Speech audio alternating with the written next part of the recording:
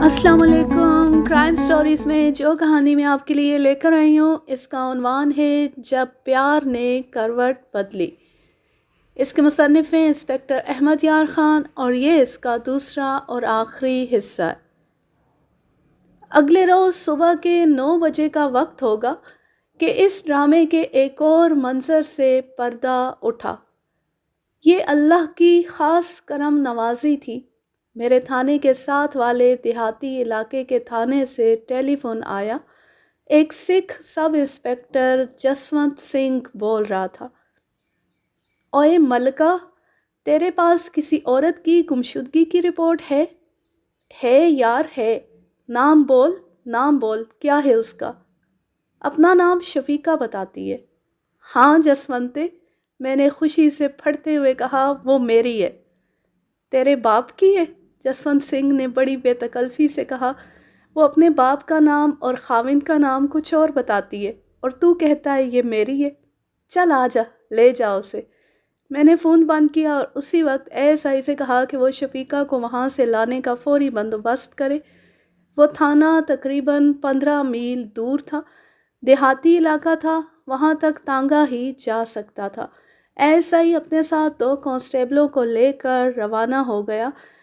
سورج غروب ہونے سے کچھ پہلے ایک اچھی خاصی خوبصورت عورت میرے سامنے کھڑی کی گئی۔ وہ شفیقہ تھی۔ کیا تمہیں زبردستی اغوا کیا گیا تھا؟ دھوکے میں۔ ایک عورت جو مصطفیٰ کے گھر کام کرتی ہے، رات کو میرے پاس آئی۔ وہ کہنے لگی کہ مصطفیٰ کو کچھ ہو گیا ہے۔ میں نے پوچھا کیا ہوا ہے؟ تو اس نے بتایا کہ بیٹھے بیٹھے اس کا جسم اکڑ گیا اور وہ بے ہوش ہو گیا ہے۔ میں دوڑ پڑی۔ یہ لڑکا مجھے بہت اچھا لگتا ہے۔ وہ عورت پیچھے رہ گئی۔ میں تیز تیز چلتی جا رہی تھی، گلی کی نکڑ سے مڑی۔ اچانک 2 آدمی میرے آگے آ گئے۔ ایک نے مجھے بہن کہہ کر بلایا اور پوچھا کہاں جا رہی ہو؟ میں ان دونوں کو نہیں جانتی تھی۔ میں کوئی جواب دیے بغیر آگے چلنے لگی تو دوسرا بولا کہ مصطفیٰ کی خبر سن کر تو نہیں جا رہی؟ میں نے کہا کہ اسی کو دیکھنے جا رہی ہوں۔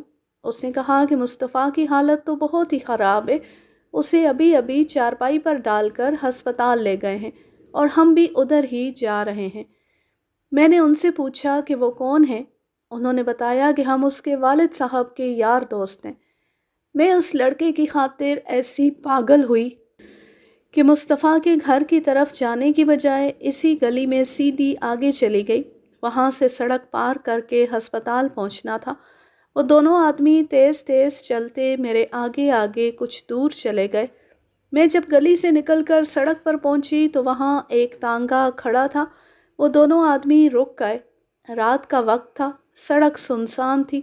دونوں آدمیوں نے چاقو نکال لیے اور چاقوؤں کی نوکیں میرے پہلوؤں کے ساتھ لگا کر کہا کہ مصطفیٰ بالکل ٹھیک ٹھاک ہے، اپنے گھر سویا ہوا ہے، اور تم خاموشی سے تانگے میں بیٹھ جاؤ۔ میری تو زبان ہی بند ہو گئی۔ اتنے میں تانگے والے نے پیچھے سے کپڑا پھینک کر میرا منہ باندھ دیا۔ انہوں نے مجھے اٹھا کر تانگے میں ڈالا اور میں بتا نہیں سکتی کہ تانگا کس طرف چل پڑا۔ راستے میں ان دونوں نے مجھے کہا کہ میرے ساتھ کوئی چھیڑ چھاڑ نہیں ہوگی اور مجھے کسی بری نیت سے اغوا نہیں کیا جا رہا۔ میں تو بول ہی نہیں سکتی تھی۔ بہت دیر تانگا چلتا رہا۔ میں یہ محسوس کر سکی کہ تانگا سڑک پر نہیں جا رہا بلکہ یہ دیہاتی پگڈنڈی ہے۔ خوف کے مارے شفیقہ کا خون خشک ہو گیا۔ وہ کیسے مان لیتی کہ اسے کسی بری نیت سے اغوا نہیں کیا جا رہا؟ وہ سوچتی رہی کہ کون ایسا شخص ہے جس نے اس پر یہ وار کیا ہے۔ اس کے خیال میں بار بار ابو ذر آتا تھا۔ میرے پوچھنے پر اس نے بتایا کہ ابو ذر پر اسے اس لیے شک تھا کہ ابو ذر اس کے ساتھ شادی کرنا چاہتا تھا اور شفیقہ نے اسے بہت بری طرح دھتکار دیا تھا۔ شفیقہ کے اندازے کے مطابق تانگا 1 گھنٹہ یا 1.5 گھنٹہ چلتا رہا۔ تانگا رکا۔ ان لوگوں نے شفیقہ کو اتارا اور سہارا دے کر ایک مکان میں لے گئے۔ جو کپڑا اس کے منہ پر باندھا گیا تھا اس سے اس کی آنکھیں بھی ڈھک گئی تھی۔ جب اس کے منہ سے کپڑا اتارا گیا تو اس نے ادھر ادھر دیکھا۔ مٹی کا ایک دیا جل رہا تھا۔ یہ کچے مکان کا کمرہ تھا، 2 چارپائیاں بچھی ہوئی تھیں جن پر بستر تھے، دروازہ بند تھا اور 2 آدمی وہاں موجود تھے۔ میں یہ سن کر حیران ہوا کہ ان دونوں نے اپنی شناخت کو چھپانے کے لیے اپنے منہ ڈھانپے ہوئے نہیں تھے۔ شفیقہ انہیں نہیں پہچانتی تھی۔ آپ تصور کر سکتے ہیں کہ شفیقہ کی کیا حالت ہوئی ہوگی۔ وہ اگر بے ہوش نہیں ہوئی تھی تو اس کی وجہ صرف یہ تھی کہ وہ ہمت والی عورت تھی۔ اسے تو خوف سے مر جانا چاہیے تھا۔ اسے احساس تھا کہ اس کے ساتھ کیا سلوک ہونے والا ہے۔ وہ لڑ نہیں سکتی تھی۔ اس نے کمرے میں ہر طرف دیکھا کہ کلہاڑی، لاٹھی، ڈنڈا یا پتھر نظر آ جائے تو اٹھا کر اپنا آپ بچائے۔ وہ لڑ کر مرنے کے لیے تیار ہو گئی، لیکن کمرے میں کوئی ایسی چیز نہیں تھی۔ مجھے چھوڑ دو یا مجھے قتل کر دو، اس نے ان آدمیوں سے کہا۔ شرم کرو، لعنت ہے تمہاری مردانگی پر۔ تم 2 مرد ہو اور میں اکیلی عورت ہوں۔ ہم نے تجھے شہر میں کہہ دیا تھا کہ تیری عزت پر یہاں کوئی ہاتھ نہیں ڈالے گا۔ تم بیوہ ہو اور ہمارے پاس امانت ہو، پھر مجھے کیوں لے آئے ہو؟ کیا میرے باپ سے میرے عوض روپیہ لینا چاہتے ہو؟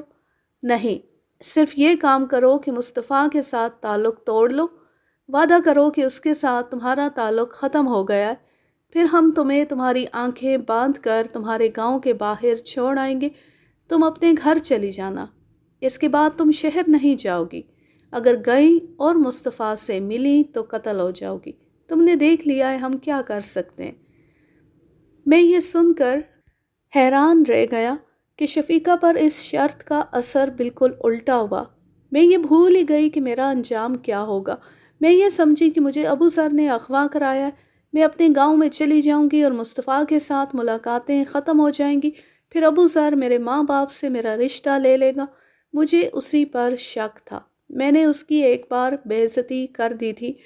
ان 2 آدمیوں نے میرے آگے یہ شرط رکھی کہ میں مصطفیٰ سے تعلق توڑ لوں اور شہر کبھی نہ جاؤں، تو غصے سے میرا جسم کانپنے لگا۔ میرے دل کا حال ایسا ہو گیا جیسے ماں سے کہا جا رہا ہو کہ وہ اپنے چھوٹے سے بچے سے ملنا چھوڑ دے۔ غصہ تو مجھے ابو ذر پر تھا۔ میں نے انہیں کہا کہ مجھے قتل کر دو، تمہاری شرط نہیں مانوں گی۔ جاؤ ابو ذر کو میرے سامنے لے آؤ، میں اس کے منہ پر تھوکوں گی۔ ابو ذر کا اس معاملے کے ساتھ کوئی تعلق نہیں، وہ تو ہسپتال پڑا ہوا ہے۔ پھر تم کیا لگتے ہو مصطفیٰ کے؟ میرے ساتھ تمہارا کیا تعلق ہے؟ تم ان کی بات کرو جن کا مصطفیٰ کچھ لگتا ہے۔ او بھائی، اغوا کرنے والے دوسرے آدمی نے اپنے ساتھی سے کہا، اسے صحیح بات بتا دو، انہیں کوئی نہیں پکڑ سکتا۔ دیکھ بی بی، تمہیں مصطفیٰ کے باپ اور سسر نے گھر سے اٹھوایا ہے، وجہ تم جانتی ہو۔ تم نے مصطفیٰ پر ایسا جادو چلا رکھا ہے کہ وہ اپنی بیوی کو طلاق دے رہا ہے۔ وہ تمہیں اس کے سامنے سے ہٹانا چاہتے ہیں۔ اگر تم یہاں سے نکل کر تھانے چلی جاؤ گی اور مصطفیٰ کے باپ اور سسر کا نام لوگی تو انہیں کوئی نہیں پکڑے گا۔ انہوں نے پہلے ہی مشہور کر رکھا ہے کہ تم اچھے چال چلن کی عورت نہیں ہو۔ اب وہ ہر کسی کو بتا رہے ہوں گے کہ شفیقہ اپنے کسی آشنا کے ساتھ چلی گئی ہے۔ شفیقہ کا غصہ بڑھ گیا۔ اس نے کہا کہ اب جو جی میں آئے کر لو، میں مصطفیٰ کے ساتھ تعلق جیسا بھی ہے نہیں توڑوں گی۔ وہ اسے سمجھاتے رہے لیکن وہ نہ مانی۔ انہوں نے باہر جا کر دروازے کی زنجیر چڑھا دی۔ شفیقہ کمرے میں بند ہو گئی۔ کمرے کا یہی ایک دروازہ تھا، کھڑکی نہیں تھی۔ وہ رات کو وہیں بند رہی۔ صبح دروازہ کھلا اور ایک عورت نے اسے پراٹھا اور دودھ دیا۔ شفیقہ نے اس سے پوچھا کہ یہ کون سا گاؤں اور یہ کس کا گھر ہے؟ عورت نے اسے کچھ بھی نہ بتایا۔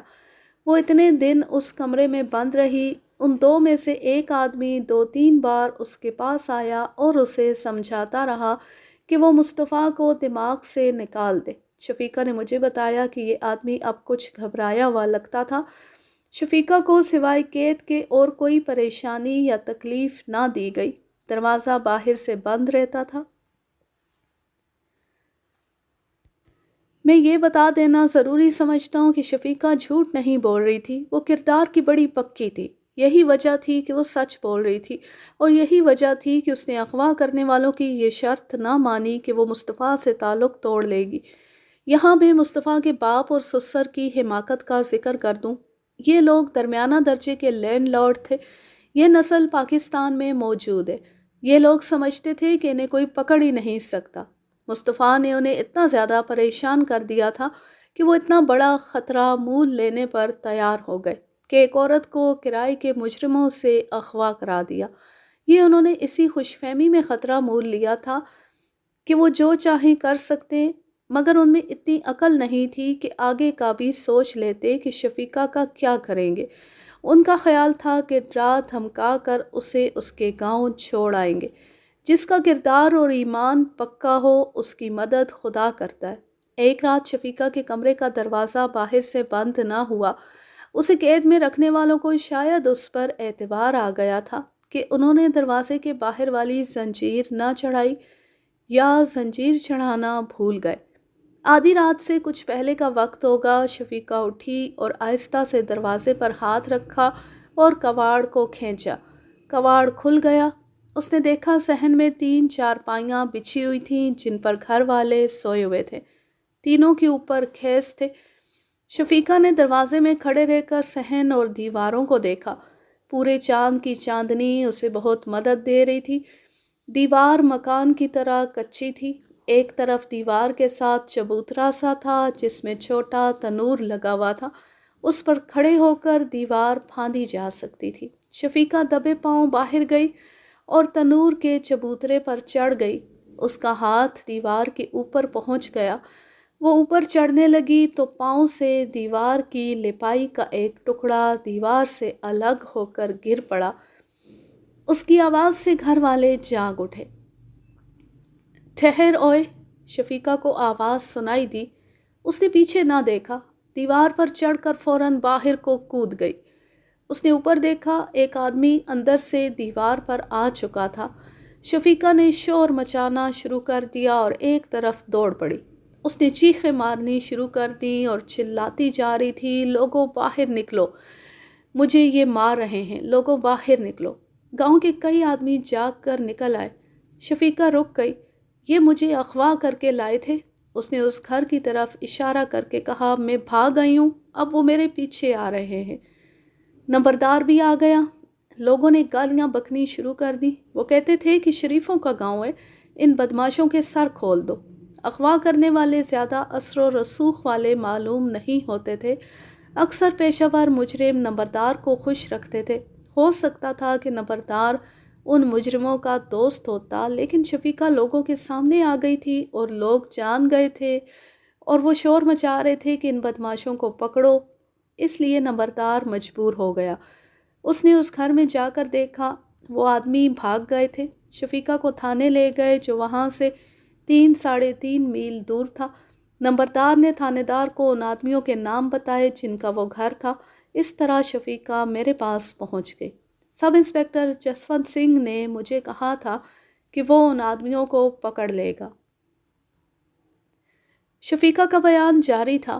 میں نے مصطفیٰ کے باپ اور اس کے سسر کو پابند کرنے کے لیے شفیقہ کے بیان کو روک دیا اور میں باہر نکلا۔ وہ دونوں باہر موجود تھے۔ میں نے دونوں کو بلایا اور انہیں اس حکم کے ساتھ ہیڈ کانسٹیبل کے حوالے کر دیا کہ الگ الگ اپنی حراست میں رکھے۔ ان کے ساتھ کوئی آدمی بات نہ کرے، نہ ہی یہ آپس میں کوئی بات کر سکے۔ شفیقہ کا بیان تو دراصل ختم ہو چکا تھا، لیکن میں اس سے پس منظر کی باتیں معلوم کرنا چاہتا تھا۔ اگر مصطفیٰ کے ساتھ اس کے تعلقات میاں بیوی والے ہی تھے تو یہ پولیس کی نظر میں کوئی جرم نہیں تھا۔ پھر بھی میں نے اس سے مصطفیٰ کے ساتھ اور ابو ذر کے ساتھ تعلقات کے بارے میں پوچھا۔ مصطفیٰ مجھے اپنے بچوں سے زیادہ پیارا لگتا ہے۔ میرا پہلا بچہ پیدا ہو کر مر گیا تو مصطفیٰ جو اس وقت 10-11 سال کا تھا مجھے بہت ہی پیارا لگا۔ پھر اس کی ماں مر گئی اور میں نے اس بچے کو روتے دیکھا تو میں نے اسے اپنے سینے سے لگا لیا۔ میں اسے اپنے گھر لے آتی تھی، اپنے پاس سلاتی بھی تھی۔ میں اس طرح محسوس کرنے لگی جیسے میرا بچہ بڑا ہو گیا ہے، اس نے بھی مجھے اپنی ماں سمجھ لیا۔ شفیقہ نے اپنے بیان کے اس حصے کو زیادہ ہی لمبا کر دیا، شاید اس لیے کہ اسے ڈر تھا کہ میں یہ شک نہ کروں کہ مصطفیٰ کے ساتھ اس کے تعلقات قابل اعتراض تھے۔ مصطفیٰ جوان ہو گیا، پھر بھی میں اسے بچہ ہی سمجھتی رہی۔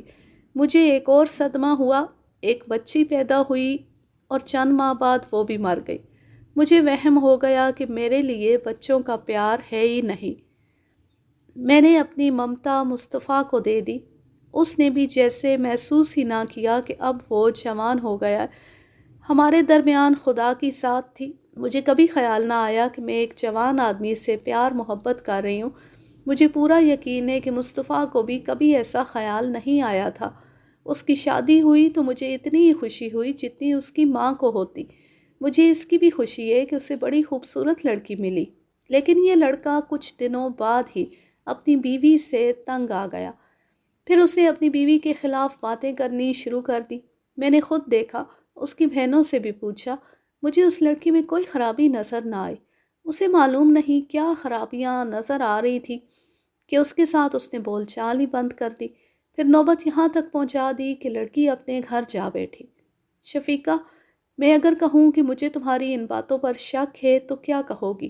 شک یہ ہے کہ تمہیں مصطفیٰ کی شادی کا افسوس ہوا تھا۔ آپ حاکم ہیں، آپ اس بات کو سچ مانیں گے جو آپ کے دماغ میں آئے گی، لیکن آپ کا قانون قرآن مجید سے اوپر نہیں۔ قرآن مجید کے اوپر خدا کی ذات کے سوا کچھ بھی نہیں۔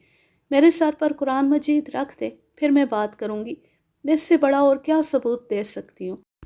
جھوٹے اور سچے میں فرق معلوم ہو ہی جاتا ہے۔ تھانے داروں کو یہی تجربہ ہوتا ہے کہ وہ اس فرق کو پہچان لیتے ہیں۔ قرآن کی قسمیں تو ہر ملزم کھاتا ہے۔ شفیقہ کے متعلق مجھے یقین ہو گیا تھا کہ وہ سچ کہہ رہی ہے۔ میں وہ جرح نہیں لکھ رہا جو میں نے اس پر کی تھی۔ ایک روز مصطفیٰ آیا اور رو پڑا۔ میں بہت پریشان ہوئی اور اسے کہا کہ اپنی بیوی کو گھر لے آؤ۔ یہ میں نے دیکھ لیا تھا کہ اس کی بیوی میں کوئی ایسا نقص نہیں تھا کہ یہ اسے گھر بٹھا دیتا۔ اس کی بہنیں بھی بہت پریشان تھیں۔ میں نے جب اسے کہا کہ اپنی بیوی کو گھر لے آؤ تو اس نے کہا کہ اب تم میرے گھر آؤ گی۔ اس نے صاف لفظوں میں کہا کہ یہ میرے ساتھ شادی کرنا چاہتا ہے۔ میں تو سن ہو کے رہ گئی۔ اپنے آپ کو سنبھال کر میں نے اسے سمجھانا بجھانا شروع کر دیا، لیکن یہ تو فیصلہ کر چکا تھا۔ اگر مصطفیٰ کی شادی نہ ہو چکی ہوتی تو اور بات تھی۔ اس وقت میرا خاوند فوت ہو چکا تھا، اسی لیے مصطفیٰ نے مجھے شادی کے لیے کہا تھا۔ میرا خیال تھا کہ یہ میری بات سمجھ گیا ہے، لیکن اس نے اپنے گھر میں مصیبت کھڑی کر دی۔ اس کی بہنوں نے مجھے بتایا کہ یہ میرے ساتھ شادی کرنے کی ضد کر رہا ہے۔ اس کا باپ اوچھا سا آدمی ہے۔ ایک روز میں ان کے گھر کو ہی جا رہی تھی کہ وہ راستے میں مل گیا۔ مجھے کہنے لگا کہ تم نے میرے بیٹے پر کیا تعویذ کر دیا ہے؟ تم اتنا بھی نہیں سوچتی کہ وہ تم سے 10-12 سال چھوٹا ہے اور تم اسے کہتی ہو کہ آؤ شادی کر لیں۔ اگر میں عورت نہ ہوتی تو میں اس شخص کی پگڑی گلی میں اتار دیتی۔ میں نے اسے کہا کہ میں آئندہ اس کے گھر نہیں آؤں گی اور وہ اپنے بیٹے کو میرے گھر نہ آنے دے۔ میں نے اسے یہ بھی کہہ دیا کہ اس نے جو بکواس کی ہے، اگر میں یہ اپنے سسر اور اس کے بیٹوں کو بتا دوں تو خون خرابہ ہو جائے گا۔ اس نے مجھے روب دیا اور بڑی گھٹیا باتیں کی۔ میں نے بھی برابر کا جواب دیا، لیکن میں نے باتیں آہستہ آہستہ کہیں تاکہ محلے والے نہ سن لیں، ورنہ وہیں اچھی خاصی لڑائی ہو جاتی۔ میں وہاں سے واپس آ گئی۔ مصطفیٰ میرے پاس آیا تو میں نے اسے ساری بات سنائی۔ یہ میری غلطی تھی۔ وہ غصے میں اٹھا اور گھر چلا گیا۔ رات اس کی ایک بہن میرے پاس آئی اور کہنے لگی کہ مصطفیٰ نے اپنے باپ کے ساتھ بڑی بدتمیزی کی ہے، اور اس نے یہ بھی کہا ہے کہ جب تک شفیقہ میرے سامنے ہے میں کسی اور کو قبول نہیں کروں گا۔ اس کے 2 روز بعد میں اغوا ہو گئی۔ ابو ذر کے متعلق اس نے بتایا کہ وہ اس کے لیے ایک الگ مسئلہ بنا ہوا تھا۔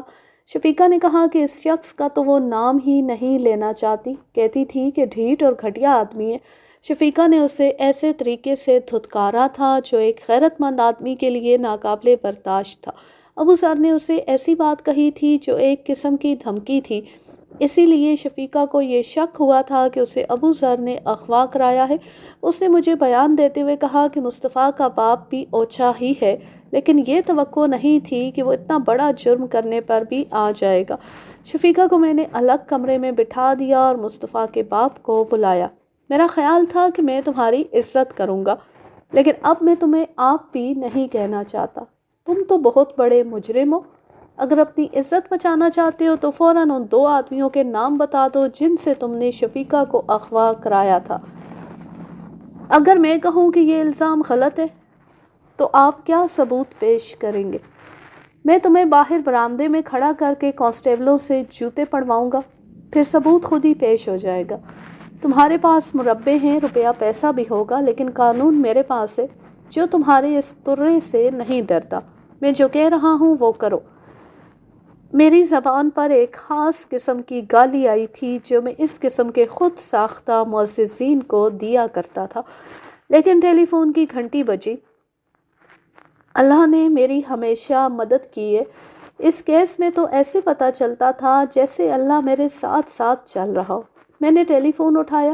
سب انسپکٹر جسونت سنگھ سکھوں کی مخصوص بے تکلفی سے بول رہا تھا، ویسے بھی وہ میرا دوست تھا۔ او ملکہ، تیرے ایک یار کو میں نے پکڑ لیا ہے، آ اور لے جا اسے۔ تھوڑی گپ شپ لگا کر میں نے مصطفیٰ کے باپ کو بتایا کہ اس کا ایک یار پکڑا گیا ہے اور وہ اقبالی ہو گیا ہے۔ اب بتا معزز آدمی۔ میں نے کیا بتانا ہے جناب، اس نے مسکراتے ہوئے کہا، آپ بتائیں۔ میں کیا بتاؤں؟ عزت کا سوال ہے جناب، جو بتائیں گے 2 منٹ میں حاضر ہوگا، اللہ نے بہت دیا ہے۔ یہ لمبی باتیں، وہ رشوت پیش کر رہا تھا اور میں اس سے منہ مانگی رشوت لے سکتا تھا۔ میں نے اسے یہ جھانسا دے کر کہ میں رشوت قبول کر لوں گا اس سے بیان لے لیا۔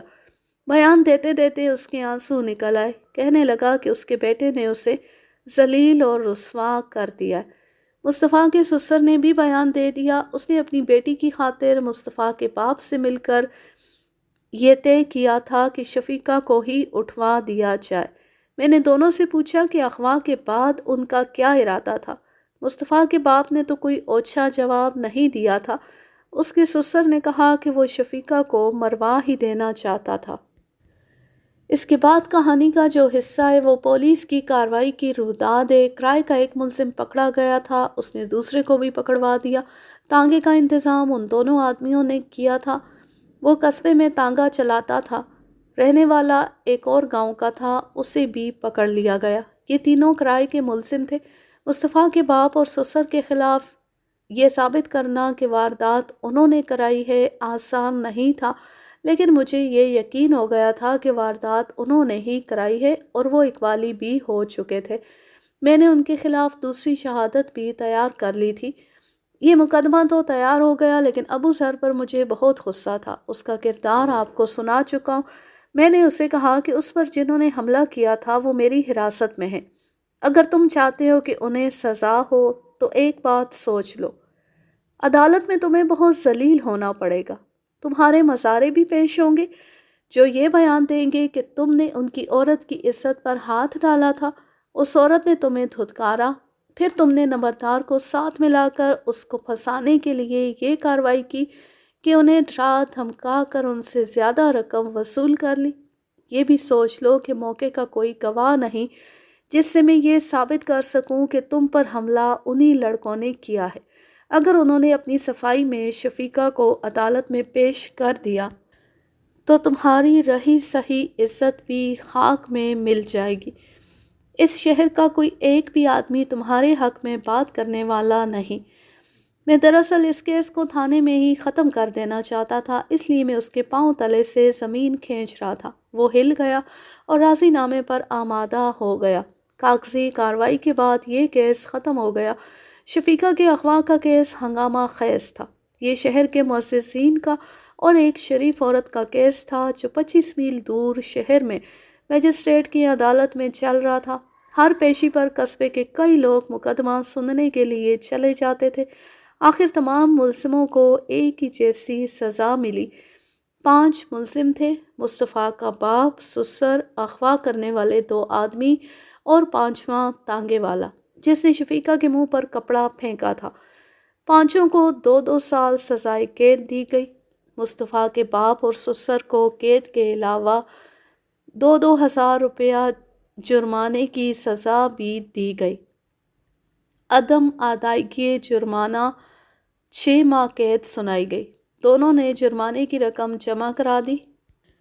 اس واردات میں ایک عورت بھی شامل تھی جس نے شفیقہ کو اس کے گھر جا کر بتایا تھا کہ مصطفیٰ کو کچھ ہو گیا۔ میں نے اس عورت کو گواہ کے طور پر پیش کیا تھا۔ وہ کوئی چالاک عورت نہیں تھی بلکہ بہت ہی غریب عورت تھی۔ میں اس کی مجبوری سمجھتا تھا۔ اس کیس کی داستان تو یہاں پر ختم ہو گئی تھی، لیکن یہ پولیس اور عدالت کی حد تک ختم ہوئی تھی۔ مجھے پوری توقع تھی کہ یہ معاملہ آگے چلے گا اور یہ لوگ معلوم نہیں اسے کہاں تک پہنچا کر دم لیں گے۔ ایسی باتوں اور وارداتوں سے خاندانی عداوتیں چلتی ہیں اور یہ اس کیس میں بھی چلی۔ شفیقہ کے اغوا کے مقدمے کا فیصلہ سن کر میں کورٹ سے نکلا تو میں نے اپنے junior sub inspector Kedar Verma سے کہا کہ ایک اور کیس کی تیاری کر لو۔ ہاں ملک صاحب، ورما نے کہا، یہ سلسلہ آگے چلے گا۔ دشمنی تو ان کی اب شروع ہوئی ہے۔ مصطفیٰ کا باپ اور اس کا سسر ایک جرم کر بیٹھے تھے، لیکن وہ جرائم پیشہ نہیں تھے۔ وہ تو اس شہر کے معزز افراد تھے۔ انہیں مصطفیٰ نے پکڑوایا تھا۔ ابو ذر کی پٹائی ہوئی تھی، یہ بھی مصطفیٰ کا کام تھا۔ مصطفیٰ نے شفیقہ کے حق میں اپنے باپ اور سسر کے خلاف گواہی دی تھی۔ اس سے شفیقہ کا باپ اور اس کے بھائی مصطفیٰ سے بہت خوش تھے، لیکن وہ یہ ماننے کے لیے تیار نہیں تھے کہ شفیقہ کے ساتھ مصطفیٰ کے تعلقات پاکیزہ تھے۔ میں نے مصطفیٰ کو خبردار کر دیا تھا کہ وہ اپنے آپ کو بچا کر رکھے اور شام کے بعد گھر سے دور نہ جائے، ورنہ دشمن وار کر جائیں گے۔ میں نے اسے یہ بھی کہا تھا کہ اسے کوئی دھمکی دے یا کسی حرکت سے اظہار کرے کہ وہ انتقام کا ارادہ رکھتا ہے تو وہ تھانے میں آ کر رپورٹ درج کرائے، اور میں اس شخص کی نیک چلنی کی ضمانت لے لوں گا۔ کسی کی رپورٹ کے بغیر ان لوگوں کے خلاف قبل از وقت ہی کوئی کارروائی نہیں کر سکتا تھا، لیکن نقص امن کے خطرے کے پیش نظر میں نے اپنے تمام مخبروں کو چوکنا کر دیا تھا کہ ان تمام لوگوں کے ساتھ ساتھ رہیں تاکہ ان کے ارادے پہلے ہی معلوم ہو جائے۔ ایسا نہ ہو کہ کوئی سنگین واردات خفیہ طریقے سے ہو جائے اور میں سراغ رسانی کے جھنجٹ میں پھنس جاؤں۔ 20-22 روز ان میں سے کسی نے بھی کوئی حرکت نہ کی۔ مخبروں سے مجھے یہ پتہ چلتا رہا کہ مصطفیٰ شفیقہ کے گاؤں میں چلا جاتا ہے اور کچھ دن وہیں گزارتا ہے۔ ان 20 دنوں میں اس نے شاید وہاں کے 2 پھیرے لگائے تھے۔ شفیقہ کا گاؤں دور تھا، لیکن وہاں تک پہنچنا مشکل تو نہیں تھا۔ شفیقہ کے گاؤں مصطفیٰ کے جانے سے مجھے یہ خطرہ نظر آنے لگا کہ شفیقہ کے رشتہ دار مصطفیٰ کو مار ڈالیں گے یا مار پیٹ کر گاؤں سے نکال دیں گے۔ میرا خیال ہے کہ صرف میں تھا جسے یقین تھا کہ شفیقہ اور مصطفیٰ کے تعلقات بہن بھائی یا ماں بیٹے جیسے تھے، لیکن یہ دونوں آسمان سے اترے ہوئے فرشتے تو نہیں تھے۔ کسی بھی وقت ان کے تعلقات دوسرا رنگ اختیار کر سکتے تھے۔ اس کا زیادہ امکان مصطفیٰ کی طرف سے تھا۔ وہ شفیقہ کے ساتھ شادی کرنا چاہتا تھا۔ اس سے یہ ظاہر ہوتا تھا کہ ایک طرف وہ شفیقہ کو اپنی مری ہوئی ماں کا نعم البدل سمجھتا ہے اور دوسری طرف وہ اسے ایسی عورت سمجھتا ہے جس کے ساتھ اس کی شادی ہو سکتی ہے۔ لوگ فلسفہ اور نفسیات نہیں جانتے، اور جو جانتے ہیں وہ بھی تسلیم نہیں کرتے کہ اتنی خوبصورت عورت اور اتنی خوبصورت نوجوان کی اتنی زیادہ بے تکلفی پاک ہو سکتی ہے۔ گاؤں کے لوگ خصوصاً اس زمانے میں ایک ہی راستہ جانتے تھے کہ اس طرح ملنے ملانے والے مرد اور عورت کو ختم کر دو۔ میری ان باتوں سے آپ کو یہ تاثر ملا ہوگا کہ یہ کوئی بڑے ہی اہم اور اونچے درجے کے لوگ تھے جنہیں میں ایک دوسرے سے تحفظ دینے کے لیے پریشان ہو رہا تھا۔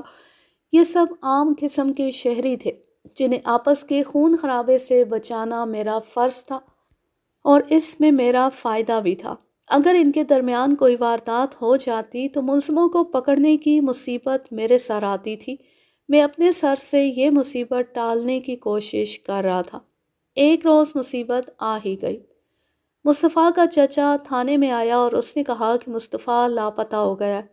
میں ذہنی طور پر ایسی رپورٹ کے انتظار میں تھا، بلکہ مجھے یہ توقع تھی کہ ایک نہ ایک دن مصطفیٰ کے قتل کی رپورٹ آئے گی۔ کیا آپ کو ایسا شک تو نہیں کہ وہ قتل ہو گیا ہے؟ شک تو ہے جناب۔ لڑکا بڑے غلط چکر میں آیا ہوا تھا۔ جن لوگوں پر ہمیں شک ہے انہوں نے اسے قتل ہی کر دیا ہوگا۔ شک کس پر ہے؟ لکھیں جناب۔ وہ شفیقہ کے گاؤں سے لاپتہ ہوا ہے۔ شفیقہ کا باپ ہے، اس کے 2 بھائی ہیں، 3-4 چچا زاد بھائی ہیں، اور وہ سب شریف لوگ بھی نہیں۔ ان کی شرافت تو اسی سے بے پردہ ہو جاتی ہے کہ ان کی بیٹی شفیقہ ہمارے محلے میں خاوند کی وفات کے بعد اکیلی گھر میں رہی۔ ہمارا لڑکا بھی اس کے پاس جاتا رہا اور ابو ذر بھی جاتا رہا۔ ان کا شفیقہ کے ساتھ خون کا رشتہ ہی کیا تھا؟ میں یہ بیان بعد میں لوں گا، کچھ نہ کچھ تو میں بھی جانتا ہوں کہ کون شریف اور کون بدمعاش ہے۔ ابھی آپ میرے سوال کا جواب دیں۔ جس پر شک ہے اس کا نام، ولدیت، ذات اور پتہ لکھوا دیں۔ میں آپ کو یہ بتا دیتا ہوں کہ اپنے کسی دشمن کو صرف پریشان کرنے کے لیے اس کا نام نہ لکھوانا۔ اگر بعد میں پتہ چلا کہ آپ نے کسی کو پولیس کے ہاتھوں تنگ کروانے کے لیے مشتبہ لکھوایا تھا تو میں آپ کو اس جرم میں گرفتار کر لوں گا۔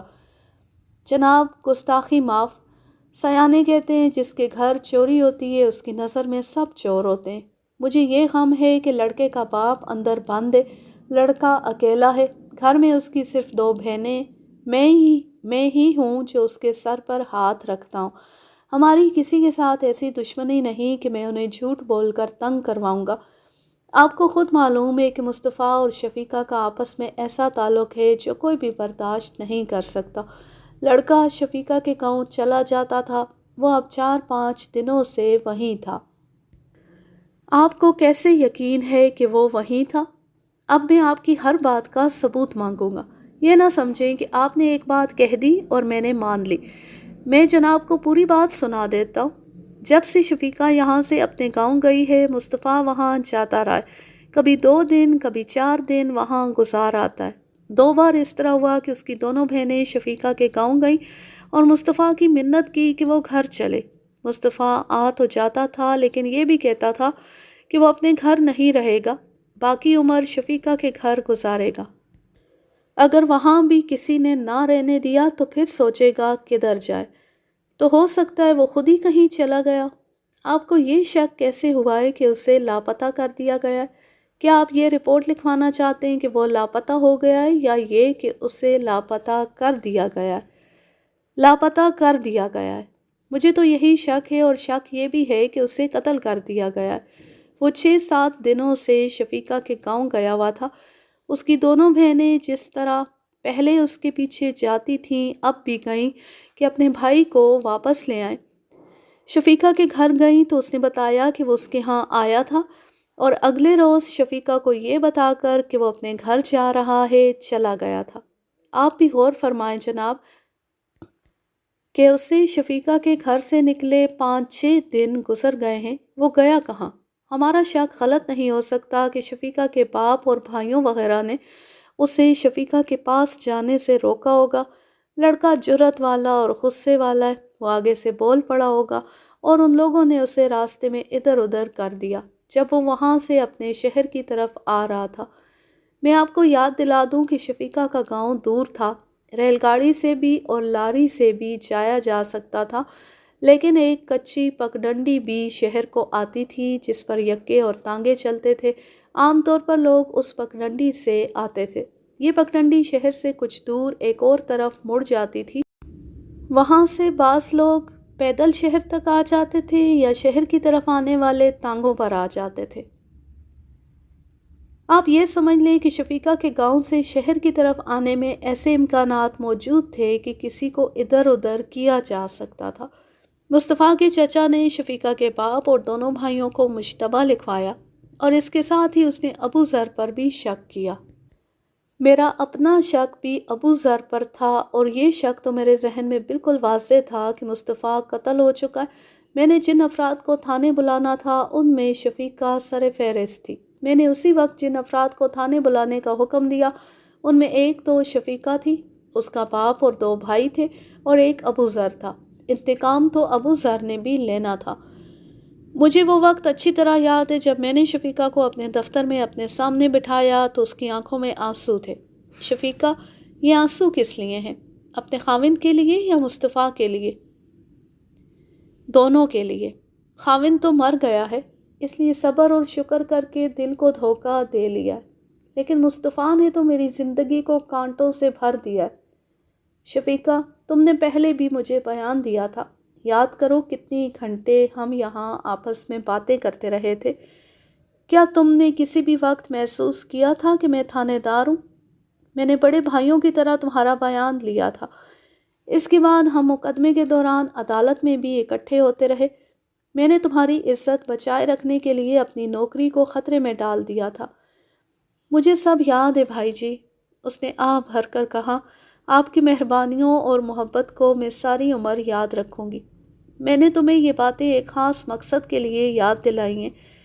میں کہنا صرف یہ چاہتا تھا کہ ہر ایک بات صحیح اور سچ بتانا۔ کیا اب بھی تمہارے دل میں مصطفیٰ کی اتنی محبت ہے جتنی پہلے تھی؟ سچ پوچھتے ہیں آپ؟ محبت پہلے سے زیادہ ہے۔ اگر یہ محبت ویسی ہوتی جیسی لوگ سمجھ رہے ہیں تو اب تک ختم ہو چکی ہوتی۔ وہ محبت نہیں ہوتی، وہ تعلقات ہوتے ہیں جو کسی کے ساتھ بھی جوڑے جا سکتے ہیں۔ وہ تمہارے پاس تمہارے گاؤں میں جاتا رہا ہے۔ ظاہر ہے تمہیں تو خوشی ہوتی ہوگی، لیکن تمہارے گھر والے اس میل جول کو پسند نہیں کرتے ہوں گے۔ کیا تمہارے باپ یا بھائیوں نے تمہیں کبھی کچھ کہا نہیں تھا؟ بہت کچھ کہا تھا جی۔ میرے والد صاحب اور دونوں بھائی اور میری ماں بھی مصطفیٰ کو اس وجہ سے بہت پسند کرتے تھے کہ اس نے میری خاطر اپنے باپ اور اپنے سسر کے خلاف کچہری میں کھڑے ہو کر گواہی دی تھی۔ لیکن وہ آخر جوان آدمی ہے، ادھر میں بھی جوان ہوں۔ کون برداشت کر سکتا ہے کہ جوان مرد عورت اس طرح آپس میں ملیں جلیں؟ کیا تم نے انہیں بتایا نہیں تھا کہ مصطفیٰ کے ساتھ تمہاری محبت کیسی ہے؟ بہت اچھی طرح بتایا تھا، اور انہوں نے مان بھی لیا تھا کہ میں سچ کہتی ہوں۔ میں نے انہیں سیدھی بات کہہ دی تھی کہ یہ میرا چھوٹا بھائی بھی ہے اور اسے میں اپنا بچہ بھی سمجھتی ہوں۔ میرے سر پر قرآن رکھ دو بھائی جی، میں کہوں گی کہ کبھی تو مجھے ایسے لگتا ہے جیسے مصطفیٰ نے میری کوکھ سے جنم لیا اور میرے 2 بچے مر گئے تھے، ان دونوں کی روحیں مصطفیٰ میں ہیں۔ لیکن شفیقہ، وہ تمہیں ماں یا بہن سمجھتا تو تمہارے ساتھ شادی کا اس کے دل میں خیال نہ آتا۔ کبھی تو وہ تمہیں ایک عورت سمجھتا ہوگا، اور تم نے بھی اسے کبھی ایک خوبصورت مرد سمجھا ہوگا۔ اس نے سر جھکا لیا اور کچھ دیر سوچ میں پڑی رہی، پھر اس نے میری طرف دیکھا۔ بھائی جی، کچھ باتیں ایسی ہیں جو بتاتے ہوئے شرم آتی ہے۔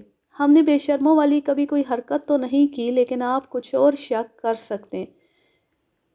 شفیقہ، میں تمہاری اور مصطفیٰ کی نیت کو بڑی اچھی طرح سمجھتا ہوں۔ مجھے یہ باتیں سناتے ہوئے پوری طرح بے شرم ہو جاؤ۔ پہلے بھی میں نے تم پر پردہ ڈالا تھا، اب بھی ڈالوں گا۔ کیا آپ مصطفیٰ کو ڈھونڈیں گے؟ اگر تم مجھے کوئی راستہ دکھاؤ گی تو میں اسے ڈھونڈ لوں گا۔ کوئی بات چھپا کر نہ رکھنا۔ اب وہ بات سناؤ جو سناتے ہوئے تمہیں شرم آتی ہے۔ وہ بات اس طرح ہوئی کہ وہ ضد کرتا تھا کہ میں اس کے ساتھ شادی کر لوں۔ یہ اس وقت کا واقعہ ہے جب میں یہاں اپنے مرے ہوئے خاوند کے گھر میں اکیلی رہتی تھی۔ میں نے مصطفیٰ کو ایک روز کہا کہ ہماری شادی ہو بھی گئی تو بھی ہم خاوند اور بیوی نہیں بن سکیں گے۔ وہ میری بات نہ سمجھ سکا۔ شفیقہ کے بیان کا یہ حصہ بڑا نازک ہے جو ذرا گہرائی میں جا کر سمجھنا پڑتا ہے۔ اگر میں یہ شفیقہ کے الفاظ میں سناؤں تو کئی قارئین کہیں گے کہ میں نے کتنی بیہودہ بات سنائی ہے، پھر بھی نفسیاتی معاملہ ہے جس سے شفیقہ کی عقل مندی کا پتہ چلتا ہے۔ وہ مصطفیٰ کو یہ بات سمجھا رہی تھی کہ ان کا نکاح ہو سکتا ہے، لیکن وہ عملاً میاں بیوی نہیں بن سکتے۔ وجہ بالکل صاف تھی۔ مصطفیٰ شفیقہ کو اپنی ماں کا اور شفیقہ مصطفیٰ کو اپنے بچوں کا نعم البدل سمجھتی تھی۔ مصطفیٰ نے اس وقت شفیقہ کو اپنے ذہن میں ماں کی تصویر بنا کر بٹھا لیا تھا جب وہ بہت چھوٹا تھا اور اس کی مردانگی ابھی بیدار ہوئی تھی۔ محترم میم الف کی زبان میں آپ یوں کہہ لیں کہ شفیقہ مصطفیٰ کے ذہن لاشعور میں ماں کی حیثیت میں اتری ہوئی تھی۔ شعوری طور پر وہ 1000 کوشش کرتا، اس کا لاشعور شفیقہ کو بیوی کے روپ اور رول میں کبھی قبول نہ کرتا۔ نفسیات کے اس فلسفے سے نہ مصطفیٰ واقف تھا نہ شفیقہ۔ شفیقہ تو بالکل ہی ان پڑھ عورت تھی، لیکن انسانی نفسیات کے عمل اور رد عمل سے کوئی بھی بچ نہیں سکتا۔ شفیقہ میں عقل ذرا زیادہ تھی، مصطفیٰ کی عقل ابھی خام تھی۔ شفیقہ نے چونکہ اسے کبھی بھی خاوند کی حیثیت سے نہیں دیکھا تھا، اس لیے اس کا ذہن اسے قبول نہیں کرتا تھا۔ اس نے ایک روز مصطفیٰ سے کہا کہ وہ اس کے سامنے بیٹھ جاتی ہے اور مصطفیٰ اسے اپنی بیوی کے روپ میں دیکھے اور تصور میں اس کا خاوند بنے۔ بھائی جی، شفیقہ نے یہ واقعہ سناتے ہوئے کہا، آپ چونکہ ہر بات سمجھتے ہیں اس لیے میں کوئی پردہ نہیں رکھ رہی۔ اس عمر میں بھی میں مصطفیٰ کو اپنے ساتھ لٹا لیتی تھی، کبھی خیال بھی نہیں آیا تھا کہ یہ تو جوان آدمی ہے۔ اس روز میں نے اسے کہا کہ تصور میں مجھے خاوند بن کر دکھاؤ۔ وہ تھوڑی دیر میرے منہ کی طرف دیکھتا رہا۔ میں نے اس کے چہرے پر پریشانی سی دیکھی اور وہ سر کو ادھر ادھر زور زور سے ہلا کر پرے جا کر کرسی پر بیٹھ گیا۔ میں نے پہلے بھی غالباً کہا ہے کہ میرا اس کے ساتھ کوئی تعلق نہیں تھا کہ ان دونوں کے آپس میں تعلقات کیسے تھے۔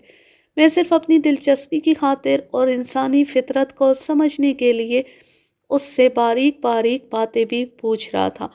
تھانے دار کی حیثیت سے میرے لیے اتنی سی بات ہی کافی تھی کہ مصطفیٰ اور شفیقہ کا آپس میں میل جول تھا اور یہ قابل اعتراض تھا، تعلقات خواہ کیسے ہی تھے۔ شفیقہ نے اس روز مصطفیٰ کو بڑے سخت امتحان میں ڈال دیا۔ مصطفیٰ نے بہت ہی پریشان اور مضطرب ہو کر تسلیم کر لیا کہ وہ شفیقہ کے ساتھ نکاح تو کر سکتا ہے، اسے بیوی نہیں بنا سکتا۔ شفیقہ دراصل مجھے یہ یقین دلا رہی تھی کہ مصطفیٰ کے ساتھ اس کے تعلقات ناجائز ہو ہی نہیں سکتے تھے۔ اس نے مجھے بتایا کہ مصطفیٰ نے اس کے ساتھ شادی کرنے کا خیال ذہن سے نکال دیا تھا، لیکن اس کی محبت پہلے سے زیادہ ہو گئی تھی اور وہ اس طرح تھی جیسے چھوٹا سا بچہ اپنی ماں سے الگ نہیں ہوتا۔